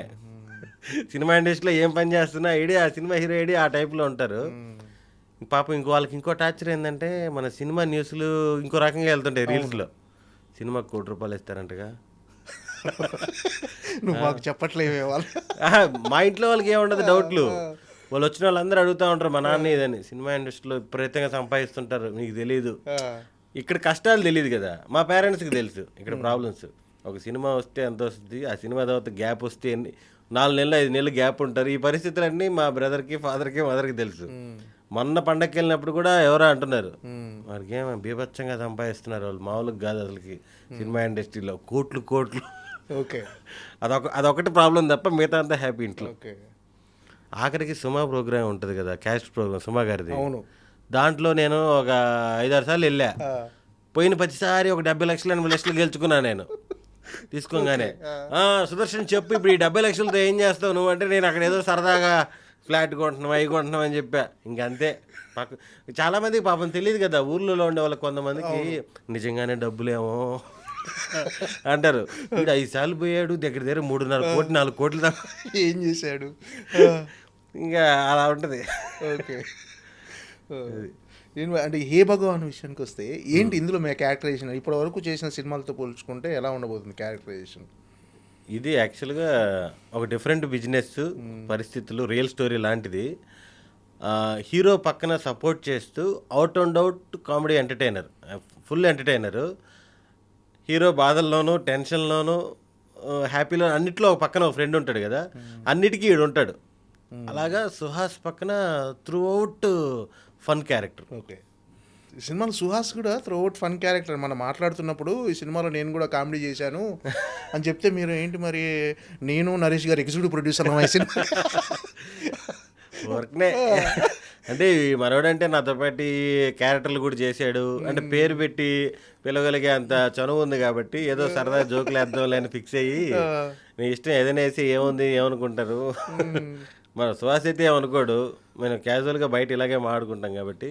ఇక ఈ సినిమాలో నేను కామెడీ చేశానంటే మరి ఎవరు అన్నా నేను, అదేలేవయ్యా మన ఇద్దరం. అంటే ఈ సినిమాలో అంటే ఫాదర్ బిజినెస్ ఏంటంటే జనాలంతా మొన్న టీజర్ రిలీజ్ అయిన దగ్గర నుంచి అసలు ఏం బిజినెస్ అని ఒక కాంటెస్ట్ కూడా పెట్టారు ఇప్పుడు. అవునవును. అసలు షాకింగ్గా ఉండబోతుందా బిజినెస్ ఏంటంటే? అసలుకి కొన్ని వేల మెసేజ్లు వచ్చాయి. ఇందాక వాళ్ళు మన టీం అంతా ఎతుకుతుంటే ఏందేందో గోటీలు బిజినెస్ అంటారు, ఆ బెగ్గర్స్ కాంట్రాక్ట్ బిజినెస్ అంటారు, సెప్టిక్ ట్యాంక్ అంటారు, చాలా పెడుతున్నారు. కానీ నాకు అనిపించింది ఎంతమంది పెడుతుంటే నిజంగానే ఎవరు కనుక్కోలేదంటే గ్రేటే. అదొక సర్ప్రైజ్గా ఫీల్ అవుతారు. ఇది ఏదైనా సరే అది రివీల్ చేయకపోవడమే బెటరు. ఒకసారి స్క్రీన్ మీదకి వచ్చి చూసిన తర్వాత ఆ 2 అవర్స్లో ఎంజాయ్ చేస్తారు, ఎమోషన్ అవుతారు, ఫీల్ అవుతారు. ఎక్కడో తెలియకుండా తండ్రి కొడుకుల బాండింగ్ బాగా ఎమోషనల్ అవుతారని నా ఫీలింగ్. అలాగే లేడీస్ కూడా లేడీస్ అంటే స్ట్రాంగ్ ఉమెన్ ఒక కాన్సెప్ట్ ఉంటుంది. తండ్రి కొడుకుల మధ్య రిలేషన్, ఆ బాండింగ్ కూడా బాగా ఎంజాయ్ చేస్తారు సినిమాలో. అంటే ఎలాంటి సినిమా ఇది? పూర్తి ఫన్నా సినిమా అంతా? Complete fun, out and out fun, ఒక మంచి ఎమోషన్, ఎక్కువసేపు ఎమోషన్ కాదు కానీ మంచి ఎమోషన్ ఎండింగ్. అంటే ఇప్పుడు మన సుహాస్ స్టేజ్ మీద చెప్తూ ఈ సినిమా నేను complete out and out entertainment with content అన్నాడు. అది పర్ఫెక్ట్ ఈ సినిమా. ఓకే. కంటెంట్ తీసుకొని దాంట్లో ఫన్ చేసుకుంటూ రావడం. అంటే ఈ హే భగవాన్ అనే టైటిల్ ఉంది సార్, ఈ టైటిల్ జస్టిఫికేషన్ మీకు ఏమైనా తెలుసా? 200%. అంటే ఇంక ఇది తప్ప ఇంకా వేరే టైటిల్ పెట్టలేరు ఈ సినిమాకి. ఓకే. సినిమా చూస్తే తెలుస్తుంది. సినిమా చూస్తే మామూలుగా మనకి సినిమాకి సంబంధం లేకుండా టైటిల్స్ పెడతాం. ఎందుకంటే ప్రతిసారి సినిమాలో నుంచి టైటిల్ రావాలంటే కష్టం కదా, ఇన్ని లక్షల వేల సినిమాల్లో. అలాగా ఈ సినిమాకి పర్ఫెక్ట్ టైటిల్ హే భగవాన్. సాధారణంగా అంటే కమెడియన్స్కి కథ మొత్తం చెప్తుంటారా, ఓన్లీ క్యారెక్టరైజేషన్ చెప్తుంటారా? మీకంటే మీ విషయానికి వస్తే కొంతమందికి కథ మొత్తం చెబుతారు, కొంతమందికి మాత్రమే వాళ్ళ క్యారెక్టర్స్ చెప్పి వదిలేస్తారని చెప్పేసి ఉంటారు. అవసరం ఉంటే కథ అంతా చెప్తారు. ఇప్పుడు హే భగవాన్ సినిమాలో నాకు కథ అంతా చెప్పాలి, అలాంటి క్యారెక్టర్. ఎందుకంటే ఫస్ట్ ఫ్రేమ్ నుంచి లాస్ట్ వరకు ఉంటాను కదా, నాకు తెలుస్తాయి కదా ఎవరి క్యారెక్టర్ ఏంటి అని తెలుస్తాయి. ఇది నెక్స్ట్ చేసే చాలా సినిమాల్లో మనం ఎక్కడో ఒక ఫ్లాష్ బ్యాక్లో మనది ఒక క్యారెక్టర్ అనుకోండి, మనకి సినిమా అంతా చెప్పాల్సిన అవసరం లేదు. ఒక డైరెక్టర్కి ఏమైపోద్ది అంటే కథ ఓకే, ఈ సినిమా స్టేజ్ మీదకి వచ్చే టైంకి 100 నేరేషన్లు అయిపోయి ఉంటాయి. సినిమా స్టార్ట్ అయ్యడానికి కూడా హీరోలకి, హీరోయిన్లకి, ఆ విలన్స్కి అన్నీ చెప్పుకుంటూ వస్తారు కాబట్టి అందరికి చెప్పడం కుదరదు. కాబట్టి మన పాత్రకు తగ్గట్టు వీడిది ఒక 5 రోజుల క్యారెక్టర్, 10 రోజుల క్యారెక్టర్, నీది ఇది అన్నట్టు చెప్తారు. ఫుల్ లెంత్ అయితే మాత్రం కథ కంప్లీట్గా చెప్తారు. నేను సుదర్శన్ ఎప్పుడైనా ఓన్లీ యాక్టర్గానే చూడటమా, ఏమైనా డైరెక్షన్ కానీ ఏమైనా వేరే? ప్రస్తుతానికైతే యాక్టర్గానే చూస్తారు. దీంట్లోనే ఆ మార్పులు ఈ మార్పులు చేస్తే చాలా, అంతే. ఏమైనా బిజినెస్లు మొదలు పెట్టబోతున్నారు అంటే? మామూలుగా బిజినెస్లు కూడా చేస్తుంటారు కదా యాక్టర్స్. బిజినెస్లో ఇంట్రెస్టే కానీ ఇప్పుడున్న బిజినెస్లు అన్నీ ఏంటంటే ₹1 కోటి వేసేసి మళ్ళీ చిల్లర ఏరుకోవడం లాగే ఉన్నాయి. ఏ బిజినెస్లు బాగాలేవు అసలు. ఇప్పుడు ఏదైనా చేద్దామన్నా కూడా దానికి అమ్ముకు బ్యాంకులో డిపాజిట్ చేస్తే వచ్చే ఇంట్రెస్ట్ కూడా రావట్లేదు. అంతే కదా, ఇప్పుడు ₹1 కోటి పెడితే కనీసం నెలకు ₹1,00,000 రావాలి కదా, లేవు. అదేదో గమ్ముగా అంత టెన్షన్ తీసుకునే బదులు బ్యాంకులు వేసి అదేదో ఇంట్రెస్ట్ తీసుకోవడం మేలేమో అనిపించే బిజినెస్లు ఉన్నాయి. కానీ బిజినెస్ నాకు ఇంట్రెస్ట్, ఏదో చెయ్యాలి. ఓకే. హెవీ ఇన్వాల్వ్మెంట్ లేకపోతే ఏ బిజినెస్ చేద్దామని అసలు? అంటే మామూలుగా మోటార్ ఫీల్డ్ నుంచి వచ్చాను కాబట్టి అది ఇంట్రెస్ట్ ఉంది, కానీ దానికి నేను సెట్ గాను. ఇప్పుడున్న దానికి సెట్ గాను, దానికి 100% వర్క్ చేయాలి. ఫీల్డ్ కూడా అందరికి కలిసి రాదు, మళ్ళీ ఇనుము కలిసి రావాలంటారు.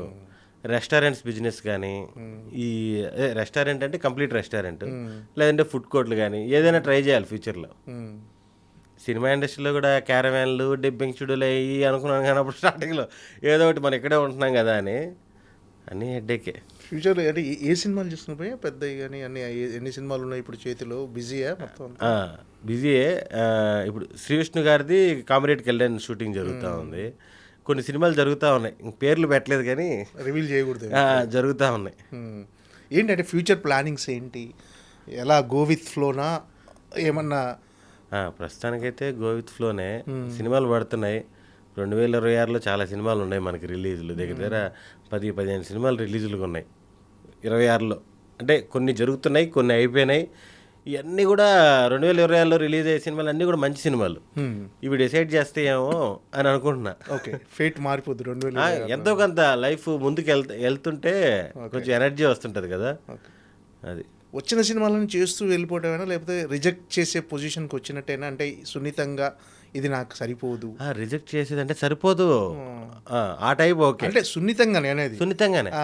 నాకేంటంటే కొన్ని ఎక్కువ అంటే మళ్ళీ ఏమైనా పాతీలు ఆడతారేమో తెలియదు కానీ వల్గారిటీ ఎక్కువ ఉన్నా కూడా, ఓకే, నెగిటివ్ షేడు, ఇంకోటి గే క్యారెక్టర్లు పెద్దగా నేను ఏం చేస్తానులే, మనకి మన బాడీ సపోర్ట్ చేయదా అంటే అదొక డిఫరెంట్ యాక్షన్ కదా. ఓకే, ఇది మనం చేయలేము ఆ టైప్లో కొన్ని వదులుకుంటా లే భయ్యా మనం చేయలేము. ఈ మధ్య కూడా మన ఒక హీరోది వచ్చింది నెగిటివ్ క్యారెక్టర్ అని. ఓకే, కరెక్ట్గా 10 days బ్యాకే. సినిమా అంతా పక్కన ఫ్రెండ్గా ఉంటూ లాస్ట్లో వెన్నుపోటు పొడుస్తూ ఇదని, వద్దులే మనం ఈ ట్రాక్ బాగానే ఉంది కదా అనే ఉద్దేశంలో ప్రస్తుతానికి నెగిటివ్ క్యారెక్టర్ మీద లేదు, ఆ మిగతా క్యారెక్టర్ మీద లేదు. అంటే తెలుగు సినీ పరిశ్రమలో కమెడియన్స్ మధ్య ఎక్కువ కాంపిటీషన్ ఉందని ఫీల్ అవుతున్నారా? అంటే నెంబర్ ఆఫ్ కమెడియన్స్ ఎక్కువ అవడం వల్ల అంటే ఏమమ్మా బయట అందరూ మన ఇండస్ట్రీలోనే కామెడియన్స్ అందరూ కలిసి పనిచేసేది మీరు అంటే మిగతా అనేది కాంపిటీషన్ అంటే హెల్తీ కాంపిటీషన్ అంటే ఆ, సో ఇట్ అంటే ఇంతమంది ఉన్నారు, చాలా మంది ఉన్నారు కమెడియన్స్. అంటే ఒకరికి మించి ఒకరు చేయటం అనేది క్యారెక్టర్స్ కానీ పర్ఫార్మెన్స్ కానీ ఎంటర్టైన్ చేయటం కానీ. అవును, అది 100% కమెడియన్స్ ఒక ఇద్దరున్నా ముగ్గురున్న సెట్లో డిస్కస్ చేసుకుంటారు, రే అలా చేద్దాం ఇలా చేద్దాం అని అనుకొని. ఇప్పుడు కిషోర్ అన్న ఉన్నారు, సత్య, ప్రవీణ్ అన్న, వీళ్ళందరూ ఉన్నారు. ఎవరున్నా సరే దాన్ని ఇంప్రూవైజ్ చేసుకోవడం, యాడ్ చేసుకోవడం. నువ్వు ఇక్కడ చెప్పురా, ఇప్పుడు ఇది ఎందుకు మనకి నారి నారి నడుమురల్లో థియేటర్లో చూస్తుంటే ఒక డైలాగ్కి విపరీతంగా నవ్వారు నా డైలాగ్కి. అదేంటో భయ్య మొన్న గర్ల్ ఫ్రెండ్ సినిమా, అదే ఆడవాళ్ళు ఎంతే అర్థం గారు, ఆడవాళ్ళు ఎంతే అర్థం గారు మన గర్ల్ ఫ్రెండ్ సినిమా చూసి భయం వదిలేయమంటే ఒక పిల్ల చున్నీ వదిలేసింది అన్న. నాకు మామూలుగా ఆ మీమ్ తెలియదు పెద్దగా. నేను థియేటర్లో చూస్తుంటే విపరీతంగా నవ్వుతున్నారు. నాకు అది యాక్చువల్ కిషోర్ అని చెప్పాడు, ఇది ఒక మీమ్ వచ్చింది అంటే ఏదో ట్రోల్ అవుతుంది ఇది అని. అది చెప్తే అది విపరీతంగా ఎంజాయ్ చేశారు. అలాగా ఒకరినొకరు హెల్ప్ చేసుకుంటూ ఉంటారు. ఒరే నువ్వు ఇది చెప్పు, నేను ఇది చెప్తాను, ఆ డైలాగ్స్ అన్నీ మార్చుకోవడం. అవి నా హెల్దీగానే ఉంటారు తెలుగు ఇండస్ట్రీలో. ఇప్పుడు వీడికి వచ్చింది వీడికి రాలేదని లేకుండా ఎవరి క్యారెక్టర్ వాళ్ళకే వస్తుంది. మనం ఎంత కొట్టుకున్నా వేరే వాళ్ళకి అంతా క్లబ్ ఉంటుంది అనుకుంటా, కమెడియన్స్ అంతా కలిసి రెగ్యులర్ టచ్ లో ఉంటారు అందరు. కలుస్తుంటారు, మాట్లాడుతుంటారు. ఎక్కువ షూటింగ్స్లోనే కలుస్తాం అందరం. ఎవరు ఏదో ఫంక్షన్లు ఉంటే తప్ప షూటింగ్స్లోనే. ఓకే భయ్యా, all the best, nice conversation. Thank you. Super, me career సూపర్గా వెళ్ళిపోవాలని, అంటే ఈ 2026 మీరు అన్నట్టుగా మీ ఫేట్ మారిపోవాలని. ఉదయం లేచి రీల్స్ అయ్యే వస్తున్నాయి. ఎస్ లెటర్ ఉన్న వాళ్ళు అద్భుతమైన అదే వస్తుంది. సాయంత్రం వెళ్ళి ఇంటి మామూలుగా రోజు ఉదయం చూస్తాం కదా రీల్స్ ఎక్కువ అలవాటు పడిపోయాయి. ఉదయం లేగానే ఎస్ లెటర్ ఉన్నవాళ్ళు మీకు బాండ్ పేపర్ మీద రాసిస్తాను, మీరు ఈ సంవత్సరం అద్భుతమైన ఫలితాలు చూస్తారని వస్తుంది.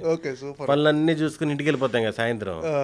మళ్ళీ కేజీఎఫ్ మేము వస్తుంటది, ఆ పిచ్చోడు చెప్పేది ఒక్కసారైనా నిజమైతే బాగున్నా. ఓకే, చూడాలి. నమ్ముతుంటారా ఇలాంటివన్నీ? ఊరికనే టైం పాస్. అంటే గ్రహాలు అనుకూలించాలి, ఈ మీకు ఎస్ లెటర్ ఉన్న వాళ్ళకి బాగుంటుంది, అది మామూలుగా చాలా మంది అంటారు కదా లైఫ్లో ఎక్స్పీరియన్స్ చేస్తే నమ్ముతారని. ఇంకా అంత క్లారిటీగా తెలియదు, చూడాలి. ఓకే, నమ్మకం లేదు అని చెప్పలేను, ఉంది అని చెప్పలేను, అంతే. ఓకే భయ్య, all the best. Thank you bro. Super సక్సెస్ఫుల్గా మీ కెరీర్ కొనసాగాలని మనస్ఫూర్తిగా కోరుకుంటున్నాం. Thank you for your valuable.